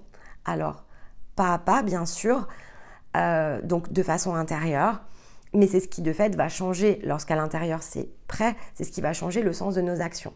Et donc c'est une fondation qui nous amène intérieurement, on se sent donc en sécurité avec la conscience, mais une fois qu'on a dégagé tout ce qui touche aux guérisons et aux libérations, en fait on se sent pleinement en paix.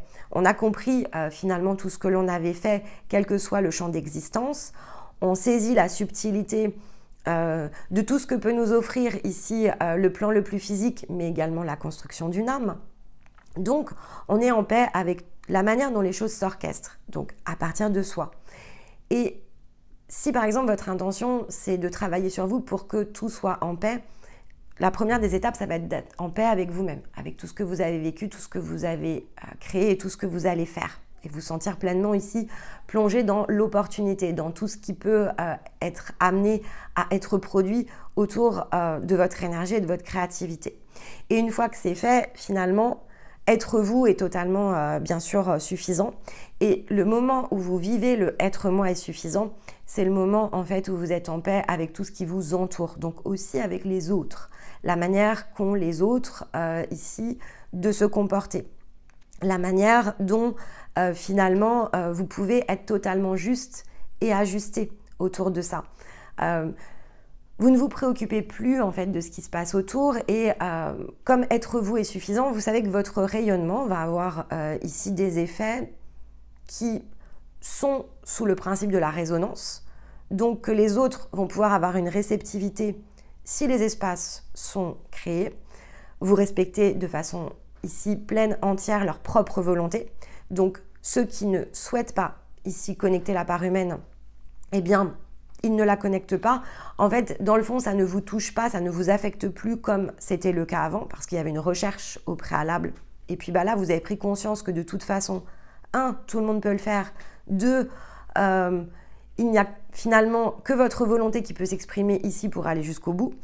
Donc, que ça ne sert à rien, en fait, ici de parler de quoi que ce soit. C'est pas comme ça, en fait, que vous allez inspirer. Vous allez inspirer parce que vous faites de plus concret. Et donc, de dire aux autres, bah moi écoute, tu sais, je suis passée par là, ou tu devrais faire comme ci, ou tu devrais faire comme ça vous paraît complètement contradictoire avec ce que la personne peut avoir besoin ici de ressentir, de comprendre ou d'avoir, ou tout simplement de vivre à votre simple contact. Vous comprenez en fait que tout ça n'est pas utile et que dans le fond, c'est ce qui conduit à l'inverse de ce que vous recherchez, la paix en fait. Parce que cette personne, si effectivement elle est baignée de votre... donc c'est là que vous brillez quand vous faites ça, vous êtes en projection, donc vous êtes en particules. En fait, elle peut même en souffrir. Parce que je ne crois pas que quelqu'un ait besoin d'entendre en fait qu'il ne va pas y arriver ou peut-être comprendre votre chemin, s'il n'est même pas dans son point de connexion, va pas l'aider. Par contre, s'il est en train de se connecter à lui-même, l'aider à comprendre la différence entre les chemins, offrir en fait ici l'information de manière à ce que chacun puisse puiser ce qui lui parle. Ça, en fait, c'est quelque chose effectivement qui peut inspirer, qui est important, qui fait partie peut-être de ce que vous êtes venu ici partager dans l'existence. Et si en revanche la personne, par exemple, si une personne écoute une de nos vidéos et se sent jugée par rapport à ce que l'on partage, en fait ici, c'est le miroir. Donc, de notre côté, on est dans le rayonnement. Donc, il n'y a pas ici de lumière ou d'ombre qui est projetée. On met à disposition. Ce qui n'est pas compris dans l'instant, c'est parce qu'il y a un reflet ici qu'on se prend. Alors, pour plein de raisons, ça touche une corde sensible, mais parce que cette corde sensible, elle a besoin d'être touchée. Et moi, je suis toujours très... bon, point d'observation, hein. Je suis toujours très émerveillée en fait de voir que sur une même vidéo, le message n'est pas du tout perçu de la même manière. Et comme quand même maintenant... pour la majorité d'entre vous, je sais où vous en êtes, mais y compris pour ceux que je ne suis pas, parce que à force de raisonner avec vous, je perçois quand même où est-ce que vous en êtes. Et donc, je trouve hyper intéressant de voir justement ici comment les choses sont interprétées très différemment à partir de l'endroit où vous vous situez sur votre échelle de développement. Et comme quoi, c'est pas du hasard, comme quoi c'est vraiment ici de la résonance, parce que c'est visible dans votre manière de vous exprimer, c'est visible dans ce que vous sentez aussi le besoin de partager, de dire, et dans les moments où vous vous sentez chahuté, d'affirmer, dans le fond, vous êtes dans l'affirmation. C'est ce besoin que vous ressentez. Vous avez besoin d'être dans la contradiction, parce que vous n'êtes pas en paix, en fait, ici autour de ça.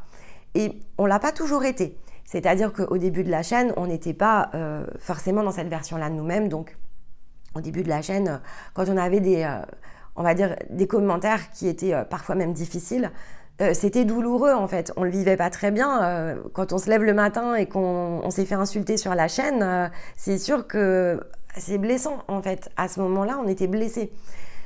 Quand on est en paix avec ce que l'on dit et que l'on est vraiment dans son rayonnement, maintenant, alors je pense que quand même ça fait 1 an qu'on nous insulte plus du tout, qu'on n'a plus besoin de répondre vraiment à de la contradiction qui est, on va dire, insulter l'autre quand même, faut y aller quoi. C'est-à-dire que aller sur une chaîne ici et prendre le temps, donc prendre vraiment sa plume pour aller insulter quelqu'un, je trouve que quand même l'acte il est assez démesuré. Après, il y a des gens qui mettent des j'aime pas, etc. Mais bon, bah là, de fait, ils sont dans la contradiction, mais qui est plus passive.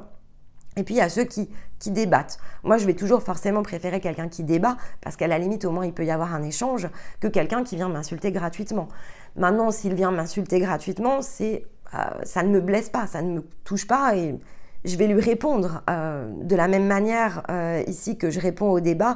Je vais même répondre à quelqu'un qui m'insulte. Alors, avec humour, parce que je pense que la personne ici la plus souffrante, c'est quand même celle qui ressent le besoin d'insulter les autres. Donc, il y a un côté altruiste ici que l'on peut quand même avoir. Et puis, je me dis, bon, bah, c'est dommage en fait ici de venir sur un contenu et de faire ça. Maintenant, qu'est-ce que ça nous coûte à nous? Rien en fait. Donc, alors, vous allez me dire peut-être un petit peu de temps à répondre. Même pas, parce que... Finalement, ce temps à répondre, si la personne elle a pris du temps ici, bah, on lui donne quelque chose. Donc, on a reçu une insulte et on va donner ici un point d'équilibre. Donc, ok, on aide ici le réglage de la balance et ça va aussi plus dans notre rayonnement. Donc, on est dans l'être. Mais c'est vrai que cette question ici autour du halo et du 10 de coupe, elle est essentielle parce qu'elle interroge sur la justesse de notre existence, en fait. Et tout est juste dès lors que les conditions sont réunies, que l'âme, de fait, peut jouer le point de synergie afin que la conscience puisse amplifier. Donc, action, la mort, c'est vraiment cette indication que les choses doivent radicalement changer de sens. Alors, lorsque vous serez prêt, et sous certaines conditions, je ne pense pas que cette semaine, tout le monde soit prêt à changer de façon radicale. On vous montre que ce que vous souhaitez changer par rapport à vous, ça ne peut changer de sens qu'effectivement si vous êtes complètement baigné dans votre propre énergie. Parce que ça, c'est l'arbre et le cavalier de bâton qui nous le montrent. On est là pour déterminer au départ quel type d'arbre l'on est. Et à partir de ce type d'arbre, on va utiliser le cavalier de bâton pour pouvoir effectivement ici agir en cohérence avec notre propre empreinte et le côté le plus unique. Donc, c'est aussi pour ça que ça ne sert à rien de se comparer les uns les autres. Ce qui compte, ce sont les points sur lesquels on peut s'appuyer, qui sont des points ici, donc plutôt encore une fois une séquence énergétique, un mécanisme, parce qu'on ne va pas ici adopter la même approche, on ne va pas soigner les choses de la même manière. De toute façon, on ne sera pas le même arbre si on est un poirier ou si on est un chêne, par exemple. Ça, c'est pas possible. Si je suis un poirier ou si je suis un chêne, je ne vais pas avoir besoin de la même chose. Je ne vais pas avoir besoin ici du même engrais, par exemple. Je ne vais pas pouvoir me mettre à un même endroit dans la nature. Je ne vais pas pousser de la même façon. Je ne vais pas bénéficier des énergies de la saison de la même manière.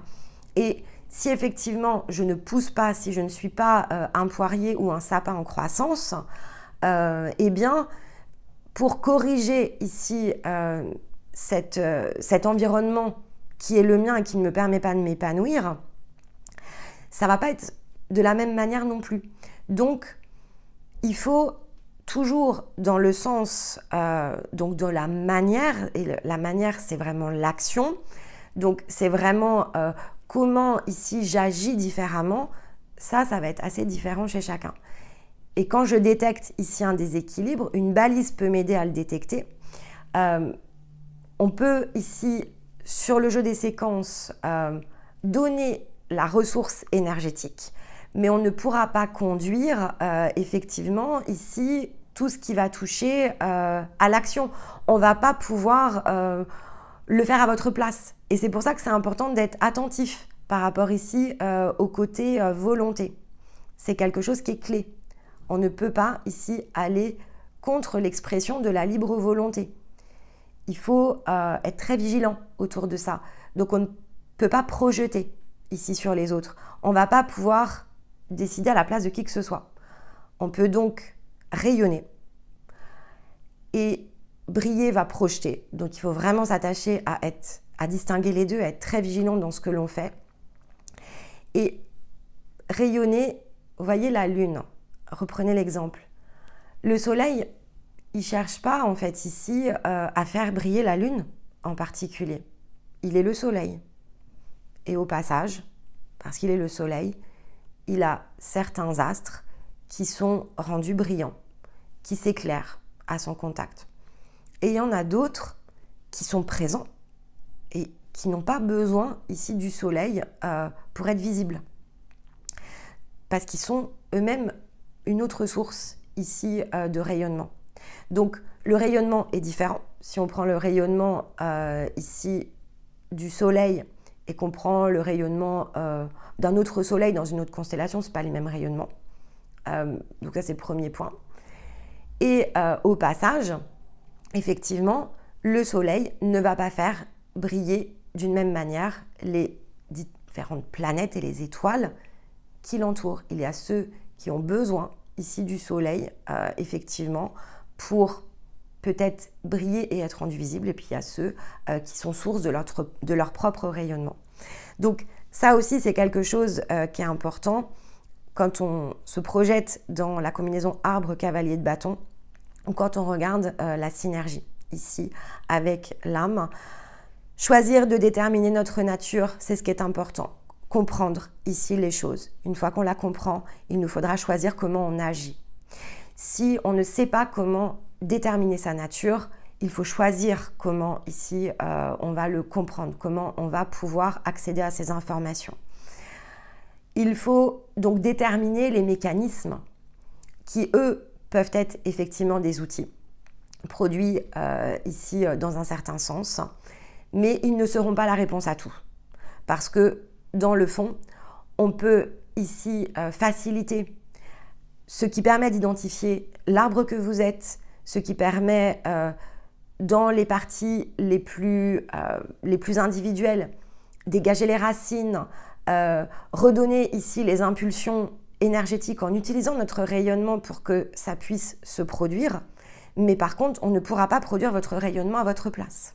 Donc, c'est aussi pour ça que je vous dis souvent que notre action va aussi avoir cette limite-là. Et quand effectivement, je vous avais expliqué qu'on associait par exemple des soins mensuels, ici sur la mensuelle, je vous avais dit en revanche, ok, on va être vigilant. On ne veut pas faire ici ce qu'on appelle des soins doudou. Donc, si effectivement, on s'aperçoit que des personnes consomment en fait du soin sans faire autre chose à côté, il y a un moment donné où on ne fera plus ici les soins. Et donc c'est vrai que c'est bien tombé parce que là on est obligé. On trouve juste de mettre en pause ici la partie mensuelle, ce qui fait que pendant 6 mois, ceux qui avaient pris l'habitude de prendre des soins, en fait ils n'en ont pas. Et donc ils ne peuvent pas se raccrocher à ça comme un doudou en fait. Ils vont forcément devoir ici faire autre chose. S'ils veulent pouvoir aller plus loin, il va falloir qu'ils choisissent un autre outil. Alors pas forcément avec nous, c'est pas l'idée, mais ils vont devoir décrocher d'une espèce de forme de routine dans laquelle ils peuvent facilement se mettre. Et donc, ce qui peut-être donnait ici une sorte de briller au travers ici de la projection, mais qui n'était toujours pas encore issu du centre d'eux-mêmes dans le rayonnement, ils vont a priori soit devoir aller chercher une autre source, soit effectivement, ça peut mettre en lumière ici au contraire quelque chose qui touche au mécanisme et donc ils vont pouvoir faire la différence entre briller et rayonner. Et ça, de fait, ça devient effectivement très intéressant. Donc quand on s'interroge ici, est-ce que l'on est juste avec soi? Est-ce que effectivement on est dans le rayonnement ou est-ce que l'on brille? Donc il y avait ce rapport au temps qui donne forcément ici une indication. Si on est dans un rapport au temps qui n'a pas bougé, on est probablement en train de chercher ici avec l'âme comment briller, parce que l'âme elle va chercher ici des sources de rayonnement pour pouvoir ici briller. Donc lorsque l'on dit que effectivement une âme peut ascensionner, c'est réel.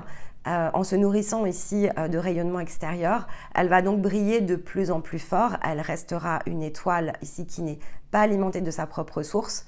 Et donc oui, collectivement, c'est sûr qu'il est possible de conduire ce qu'on appelle un chemin d'ascension. À la différence près, c'est qu'une fois qu'on se sera autant chargé ici de rayons positifs, donc de lumière, il faudra que l'ombre réclame son dû. Donc il y aura une chute à nouveau ici de la ligne collective pour aller chercher le point le plus bas. La lumière a gagné, la lumière gagne toujours pour un temps. C'est ce qui permet de faire briller les âmes, de leur donner l'espace en fait pour venir créer un point d'apogée. Mais lorsque cela s'est créé, il faudra créer un point de chute, puisque sur le principe de l'équilibre des forces, s'il y a deux forces qui sont divisées, il faut savoir donner la main à l'une et à l'autre. Et donc ça, c'est quelque chose qui est important aussi d'être compris, parce qu'on a brillé cette semaine, donc il faut comprendre que lorsque l'on cherche à briller, de façon collective, voilà ce que ça donne, mais ça donne aussi ce même point de façon individuelle. Et donc revenez sur l'exemple que je vous ai cité, vous pouvez regarder quelqu'un qui vous semble tout avoir, mais en fait, s'il est dans son existence physique, où finalement il a mérité cet apogée, je vais le dire comme ça parce qu'il a tellement été généré ici d'existence sombre et donc de souffrance que son âme a besoin impérativement d'une existence pour venir compenser, pour essayer de retrouver quand même ici une forme plus équilibrée dans la dimension qu'est la sienne. Qui sommes-nous ici pour juger cette personne en fait? Bon, je pense que vous avez la réponse. Et l'inverse est vrai aussi. Quand on voit quelqu'un qui souffre énormément, on sait qu'il est ici dans le point le plus sombre de son âme et Et donc nous, évidemment, quand on voit ça, on se dit, bon, il faut essayer de trouver justement comment aller créer le chemin du centre, parce que ça va sous-entendre que dans une autre ici forme, il va aller chercher un point d'ascension, et que finalement, il est plus facile lorsque l'on est en souffrance de pouvoir trouver l'équilibre. Quand tout va bien, c'est compliqué en fait. On n'en a pas forcément, on n'en ressent pas l'envie. On ne peut ressentir l'envie ici de se transformer que quand les choses nous dérangent. Si on est baigné dans le 10 de coupe, du moment où l'on s'incarne jusqu'au moment où on se désincarne, a priori, on aura traversé l'existence sans trouver ici l'ouverture au centre. Donc, il n'y a pas de bonne ou de mauvaise formule. Il faut comprendre simplement ici ce qui se produit. Donc, si vous vous positionnez à nouveau par rapport à vous-même, est-ce que je suis juste ici avec moi-même? Est-ce que je suis en synergie? Là, vous avez pas mal de choses qui vont vous permettre de vous situer par rapport à ça. Est-ce que je brille? Est-ce que je rayonne? La même chose. Est-ce que, par certains endroits, vous brillez encore? Est-ce que lorsque je brille ici, qu'est-ce que ça crée autour de moi? Et quelle est la différence lorsque je suis dans mon rayonnement? Ça aussi, je pense que vous avez ce qu'il faut pour distinguer les choses à partir de quelques exemples. Mais comme on avait le logis, je voulais vous en partager un dernier. Parce que ce qui est autour de nous, on a quand même tendance à beaucoup plus briller qu'être dans notre rayonnement. Donc on peut avoir fait cette distinction briller, rayonner et avoir délaissé ici les choses. Il faudra quand même se poser la question si on a délaissé les choses parce qu'on rayonne ou si c'est parce que justement, comme on préfère briller, on ne souhaite pas ici être dérangé dans notre lumière. Et donc là, c'est évidemment quelque chose qui est déséquilibré. J'ai choisi d'engager vers les autres une forme de coupure. J'ai mis des stops, j'ai souhaité arrêter des dynamiques, mais ça ne s'est pas décroché tout seul. J'ai eu besoin vraiment d'agir autour de ça. Si vous êtes une énergie masculine, c'est logique. Si vous êtes une énergie féminine, ça ne l'est pas forcément. Ce n'est pas votre circuit, en fait, ici au départ. Donc, il y a un jeu qui se joue autour de ça et il faudra regarder si c'est source de guérison potentielle ou si effectivement c'est plutôt source de libération. Mais dès lors que l'on a besoin de repousser ici les autres, qu'on ne sait pas les garder, on va dire, dans notre entourage, de manière à ce que, si c'est nécessaire pour eux, ils se détournent, mais je vais vous expliquer le mécanisme. Bon, là, il y a quand même quelque chose ici qui va toucher plutôt au fait de briller. Parce que finalement, on passe quand même notre temps au départ dans un mode inconscient, mais même quand tu es dans un mode plus conscient, tu peux avoir aussi ce même mode de fonctionnement. C'est pour ça que j'insiste. En fait, il y a un moment donné où il faut quand même comprendre qu'on est en apprentissage tout le temps. Donc, la matière, elle s'apprivoise à chaque fois qu'on y pose un pied. Et le matin, quand on se lève, on aura toujours quelque chose à apprendre. Mais c'est simplement un sens de navigation, quelque chose qui, encore une fois, se tisse pas à pas ou quelque chose où présent et futur se mélangent encore. Donc, si par exemple, on a toujours cette question autour de la justesse par rapport à ce qui se situe autour de nous, on a des choses qui sont très humaines ici que l'on fait plutôt par réflexe et qui indiquent le fait qu'ici on brille, on cherche en tout cas à briller plus que l'on ne cherche ici à rester dans l'équilibre de son rayonnement. Et donc ça peut donner des points de réglage. Quand on est amené ici à avoir une conversation avec quelqu'un, alors je vais prendre l'exemple des enfants parce que dans les enfants en plus il y a une subtilité. En tant que parent, on peut avoir arrêté de donner des conseils autour de nous, mais en tant que parent, on peut considérer que c'est notre rôle, en fait, ici, de conseiller. Et donc, qu'on pourrait éviter, ici, à nos enfants, de tomber dans un même schéma. Donc, on veut les inspirer, dans le fond, c'est la recherche, donc l'intention, elle n'est pas ici déréglée. On cherche à inspirer, mais c'est ce que l'on fait, en fait, ici, qui est décalé. C'est-à-dire, c'est l'action qui est différente de ce que l'on cherche. Il y a un déséquilibre entre l'intention qui est le fait de, en tant que parent, pouvoir partager, donc utiliser ici son rayonnement pour faciliter ici l'accès à notre enfant, à peut-être ce qui nous a fallu du temps ici à comprendre, mais faciliter l'accès Si on est en train de lui donner des conseils, c'est pas ce qu'on est en train de faire. Quand on lui donne un conseil, on est en train de projeter. Faciliter l'accès à un enfant, c'est lui faciliter l'accès à sa libre volonté. C'est le questionner, c'est l'amener à s'interroger ici sur son propre comportement. C'est pas dire voilà comment maman ou papa a fait. C'est ok, qu'est-ce que tu ressens? Est-ce que sur ce point-là, tu t'interroges et même le laisser tout simplement s'ouvrir autour de ces questionnements. Mais on peut avoir une discussion un petit peu dynamique si ce n'est pas quelque chose que l'enfant a l'habitude de faire, quel que soit son âge. Si ce n'est pas une habitude pour lui de s'ouvrir, d'exprimer ses émotions, il y a tout un temps d'apprentissage et peut-être que maintenant ils sont plus grands et ça ne peut pas se produire de cette manière-là. Il y aura toujours tout un tas de solutions pour utiliser votre rayonnement et conduire ici un changement dans le relationnel avec votre enfant. C'est juste, la question à se poser, elle est dans l'équilibre. Si je donne un conseil, je projette, en fait. Si j'ouvre une discussion et qu'on me demande ici de fermer cette discussion, si je force, je projette. Si effectivement je souhaite plutôt utiliser mon rayonnement, je crée des points d'ouverture, mais j'attends que l'ouverture ici, parce qu'elle a été mise sous les yeux de la personne, j'attends que la personne passe ici le sas. Et quand elle l'a passé, je me mets dans sa zone, en fait. Je vais utiliser plutôt mon empathie. Je vais utiliser aussi ce qu'on appelle l'altruisme, c'est-à-dire ma capacité à le laisser pleinement libre d'être ce qu'il est, le laisser vivre sa propre expérience, sans chercher, sans essayer ici à la faire coller, cette liberté qui est la sienne, à ma propre réalité. Je suis libre, je suis dans mon indépendance, j'ai mon propre chemin et je suis unique. Si je suis capable de l'accepter pour moi, il faut accepter en fait ici que les autres le sont tout autant. Lorsque c'est un enfant, il y a évidemment un lien très particulier, donc a priori, si on est dans notre rayonnement et que notre enfant ne l'est pas encore, il y a probablement ici un lien de transmission, mais qui ne peut se produire que lorsque vous serez pleinement dans le vôtre et complètement dans votre énergie. Entre les deux, on est plutôt dans le miroir et vous allez vous challenger l'un l'autre. Donc vous allez être dans des zones conflictuelles. Quand vous êtes pleinement en paix avec vous-même, il n'y a que de cette manière-là, et que c'est une fondation, il n'y a que de cette manière-là que vous serez en paix, ici, avec ce qui vous entoure. Pour vos enfants, il y aura toujours ici une action. Parce que dans le mode de transmission, ce partage, il est authentique, d'accord ?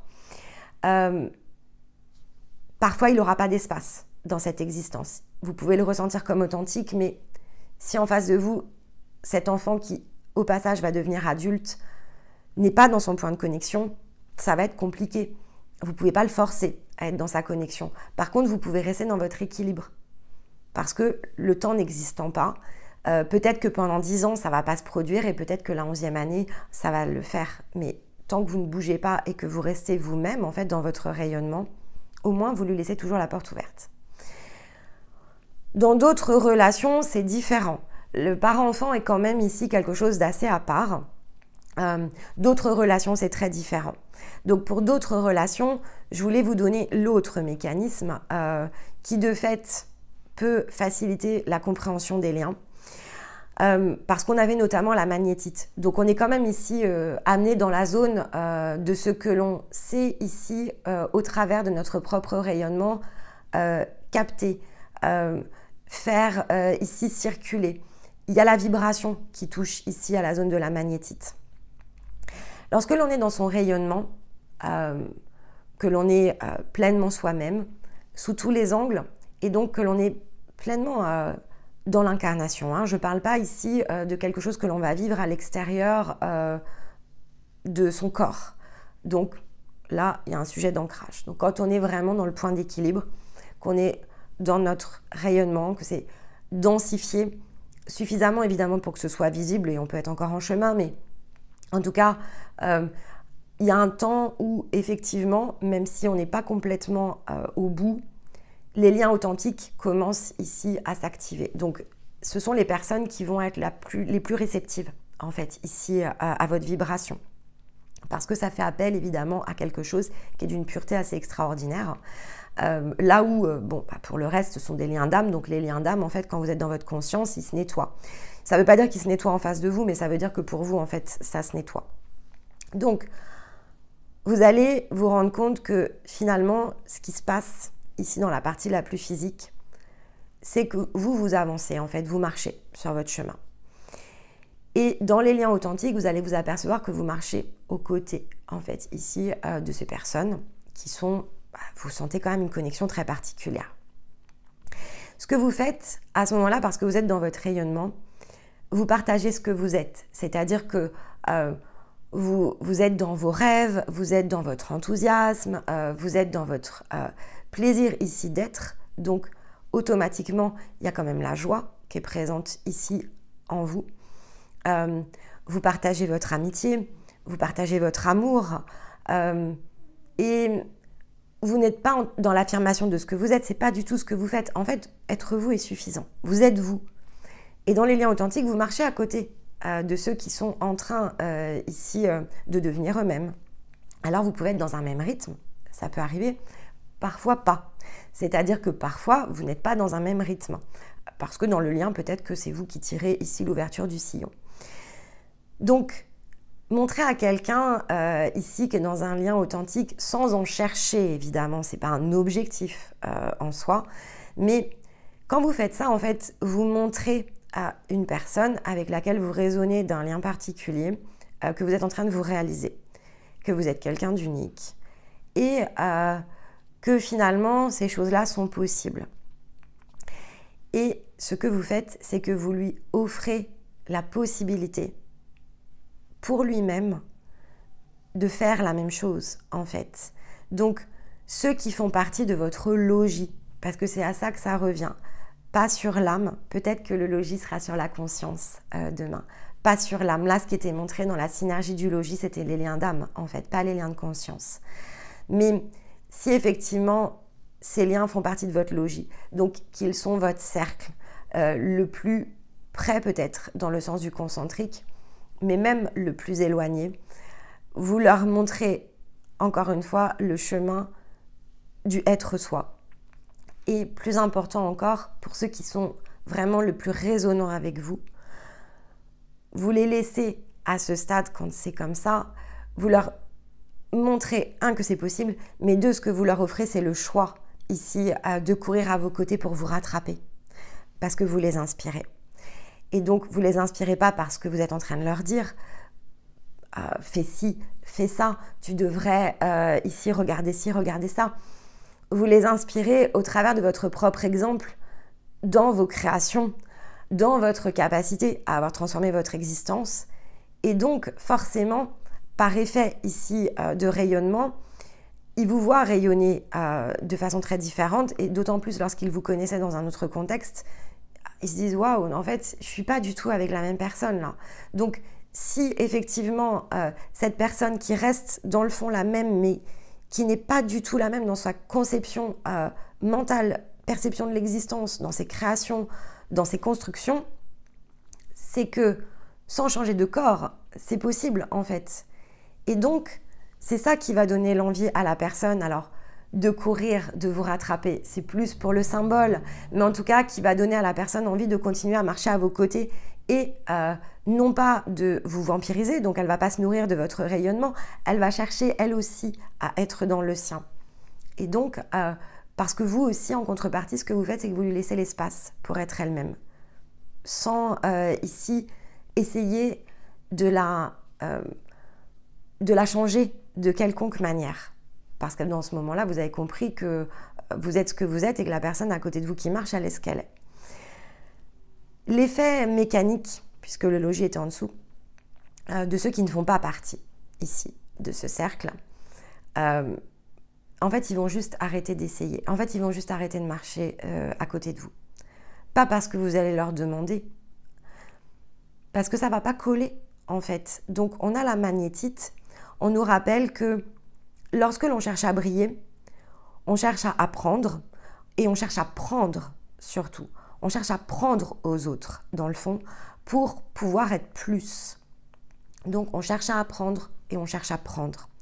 Dès lors qu'on cherche à apprendre et qu'on cherche à prendre, on est effectivement plongé dans des scénarios avec des liens d'âme. Parce que on se possède l'un l'autre, en fait. Et on est en reflet parce qu'on se nourrit aussi l'un l'autre. Donc dès lors que l'on a besoin, dans un sens très physique, de demander à une personne d'arrêter de marcher à nos côtés, ou qu'on a besoin de lui expliquer ce que l'on attend d'elle, ou comment on voudrait qu'elle se comporte, on est en train de briller. On est en train d'apprendre. On n'est pas dans notre rayonnement. Parce que rayonner, c'est la seule énergie ici qui va nous permettre de transformer, de partager, de co-créer. Donc, la question cette semaine, elle se pose dans ce nouveau chapitre ici qui s'ouvre, alors avec l'automne, mais d'une manière générale, dans cette fin d'année 8 où on a collecté finalement tout un ensemble que l'on va pouvoir ici transformer. Que choisissons-nous? Est-ce que l'on choisit de faire briller notre âme ou est-ce qu'on choisit de rayonner de notre être? Et ça, c'est pas la même chose, c'est pas le même chemin. Faire briller son âme, c'est l'ascension. Rayonner de son être, c'est l'élévation. Ce ne sont pas les mêmes outils, ce n'est pas la même manière de concevoir ici le champ d'existence, ce n'est pas une même structure et ça ne peut pas être un même mécanisme. Et donc, on peut choisir l'ascension, on va faire briller son âme et on y arrivera très bien, la question ne se pose pas. Mais certains maintenant sont prêts à faire rayonner leur être et certains sont déjà plus qu'en chemin. On continue évidemment à décrypter les mécanismes parce qu'on a besoin de ce fameux plan mental pour pouvoir agir et pour que nos actions soient dans le sens de la mort. Parce que si on veut que effectivement on ait cette capacité à créer à partir de notre rayonnement, on ne peut pas recycler ce qui existe autour de nous. Il va falloir les inventer. Donc il faut aller chercher l'énergie de la création, il faut aller chercher l'énergie de l'invention. Donc pour ça, il nous faut l'énergie de la transformation grâce ici au rayonnement. Et c'est pas facile, mais si c'était une balade de santé, je pense qu'on aurait déjà ici réussi. Alors de fait, cette semaine, j'ai choisi une citation de Périclès qui illustre effectivement ici ce que l'on vient de se dire. Si on veut obtenir quelque chose que l'on n'a jamais eu, il faut tenter quelque chose que l'on n'a jamais fait. Et donc, faire briller son âme, on a eu des dizaines, des centaines, des milliers d'existences pour le faire. Rayonner son être, non, en fait. Si on avait réussi à faire rayonner notre être dans la dimension la plus physique, sur cette terre, cette physicalité en troisième dimension, on ne serait pas là, en fait. On ne serait pas là parce qu'on n'aurait pas cherché à créer ce pont du point le plus bas. Maintenant, c'est fait. Donc, ok. La théorie qui tend à prouver que l'on peut rayonner ici et donc sortir du jeu de l'âme pour aller chercher sa conscience, bon, ça, globalement, c'est plutôt ici l'énergie de finalement notre combinaison, notre co-création avec Stéma, elle était dans la création de ces outils. C'est vraiment notre... alors, c'est la première partie, puisqu'on avait besoin de le faire pour nous-mêmes. Donc, maintenant, le fait que l'on partage, c'est la deuxième partie nous concernant. Le fait de partager ici les outils, c'est de la transmission. Mais on a co-créé en se transformant nous-mêmes, en partageant de façon ici, on va dire du haut, de résonance à résonance féminin-masculin. Mais maintenant que c'est fait, on peut ici le distribuer, c'est-à-dire qu'on peut partager ces outils. Mais pour nous, c'est fait. Donc cette théorie qui est liée vraiment à l'énergie de notre conscience,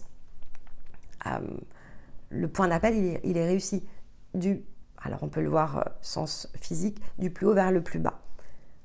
La réponse, c'est oui. Alors du coup, en fonction de certains paramètres, ça c'est pour ça qu'on a eu besoin de faire des tests dans les jeux de l'âme et dans les jeux de conscience. Enfin, conscience joue pas vraiment, mais voilà, en cohérence.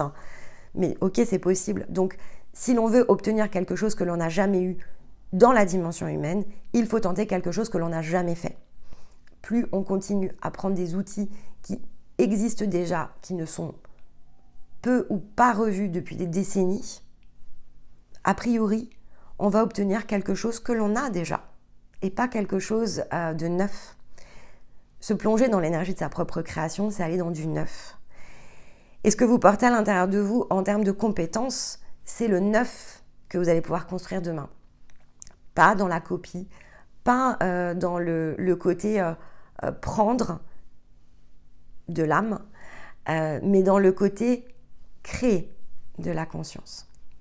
Et c'est pas forcément pour tout le monde et c'est pas grave, d'accord? Faut pas s'inquiéter de ça, c'est pas... Encore une fois, il n'y a rien de collectif, donc c'est pas nécessaire. Vous aurez la possibilité, parce que vous avez ici des outils qui existent et qui peuvent vous y conduire, mais vous avez la possibilité de faire autrement. Simplement, ça ne va pas se faire tout seul, donc il n'y aura pas de point d'atterrissage. Mais, alors vous allez me dire, ouais ok, donc en gros, c'est vos outils ou rien. Pas du tout en fait. Il peut y avoir d'autres outils.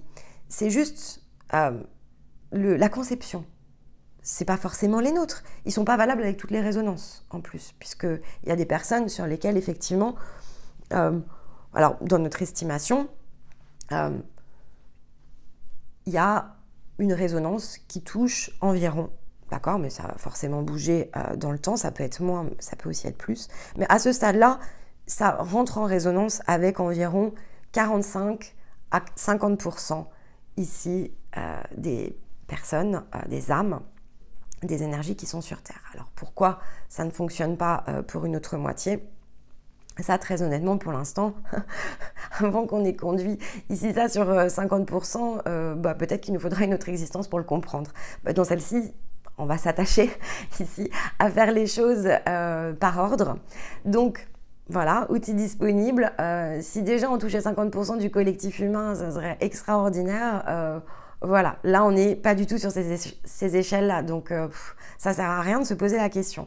Par contre, nous on a d'autres choses en fait qu'on a envie de créer, on ne fait pas que ça fait pas partie que ici de notre chemin, donc il y a plein d'autres choses qui nous intéressent, il y a plein d'autres choses que l'on n'a jamais eues en fait dans le sens de nos expériences et que l'on a envie ici de tenter. Et tout n'est pas que tourner dans cette teinte. Cette teinte, c'est une combinaison ici qui correspond à notre empreinte, mais cette empreinte, elle est évidemment dans la granularité, elle peut construire bien d'autres choses. Donc ça c'est fait, c'était important pour nous, mais c'est pas au centre non plus de notre vie. Et ça, voilà, et on ne souhaite pas à ce que ça le devienne au centre de notre vie. On ne souhaite pas faire ça 7 jours sur 7 et du matin au soir. Il y a plein de choses qu'on a envie ici de vivre et qu'on a envie de créer. Donc, c'est ce qui nous occupe ici le restant de nos journées. Et c'est très bien parce que je pense qu'en fait, il faut aussi ne pas rester dans une ligne et une seule, on va dire, en termes d'outils, en termes de savoir-faire. Si on a testé plein de savoir-faire et si on a plein de savoir-faire à l'intérieur de nous, c'est pour jouer aussi. Et l'existence, voilà, c'est pas le 10 de coupe ici, à proprement parler, mais dans la justesse de ce que l'on est de notre existence, bien sûr, on peut avoir de nombreuses sources de satisfaction. Donc, pourquoi n'en avoir qu'une seule? Et ça, c'est aussi le point d'ouverture de cette semaine, parce que, dans le fond, rayonner, c'est bien plus large que ce que l'on sera probablement en capacité de faire sur une seule existence. Mais attachons-nous déjà à être dans le rayon et ensuite voyons comment les choses ici peuvent se classer par ordre d'importance à partir de notre empreinte, de notre capacité et de ce que l'on ressent être le plus juste autour notamment de nos désirs et de notre cœur. Donc, obtenir ce que l'on n'a jamais eu, c'est tenter ce que l'on n'a jamais fait, c'est l'action, c'est la mort. Et cette semaine, c'était important de se resituer autour de ce point en particulier. Voilà pour nous. Eh bien, écoutez, j'espère que cela saura vous aider. Donc, équinoxe, demain, énergie de la balance, demain midi sur la chaîne. Je voulais terminer en fait ici ce chapitre de la Vierge avant de basculer dans la balance. Donc, c'était une question ici de temps. Je n'ai pas encore tourné la vidéo, donc je vais le faire. Et puis, donc, ce sera disponible en complément. On entre tout juste ici, ce qui permettra évidemment, donc ce thème va tourner en parallèle, on ne va pas ici se mettre dans une séquence l'un après l'autre. Ça nous intéresse de voir ce que chacun justement ici va capter du premier rayonnement de la balance, pour ensuite évidemment combiner tout ça samedi prochain. Mais écoutez, dans l'intervalle, je vous souhaite un excellent week-end. À vos questions si le cœur vous en dit dans l'intervalle. Je vous embrasse. Bye bye.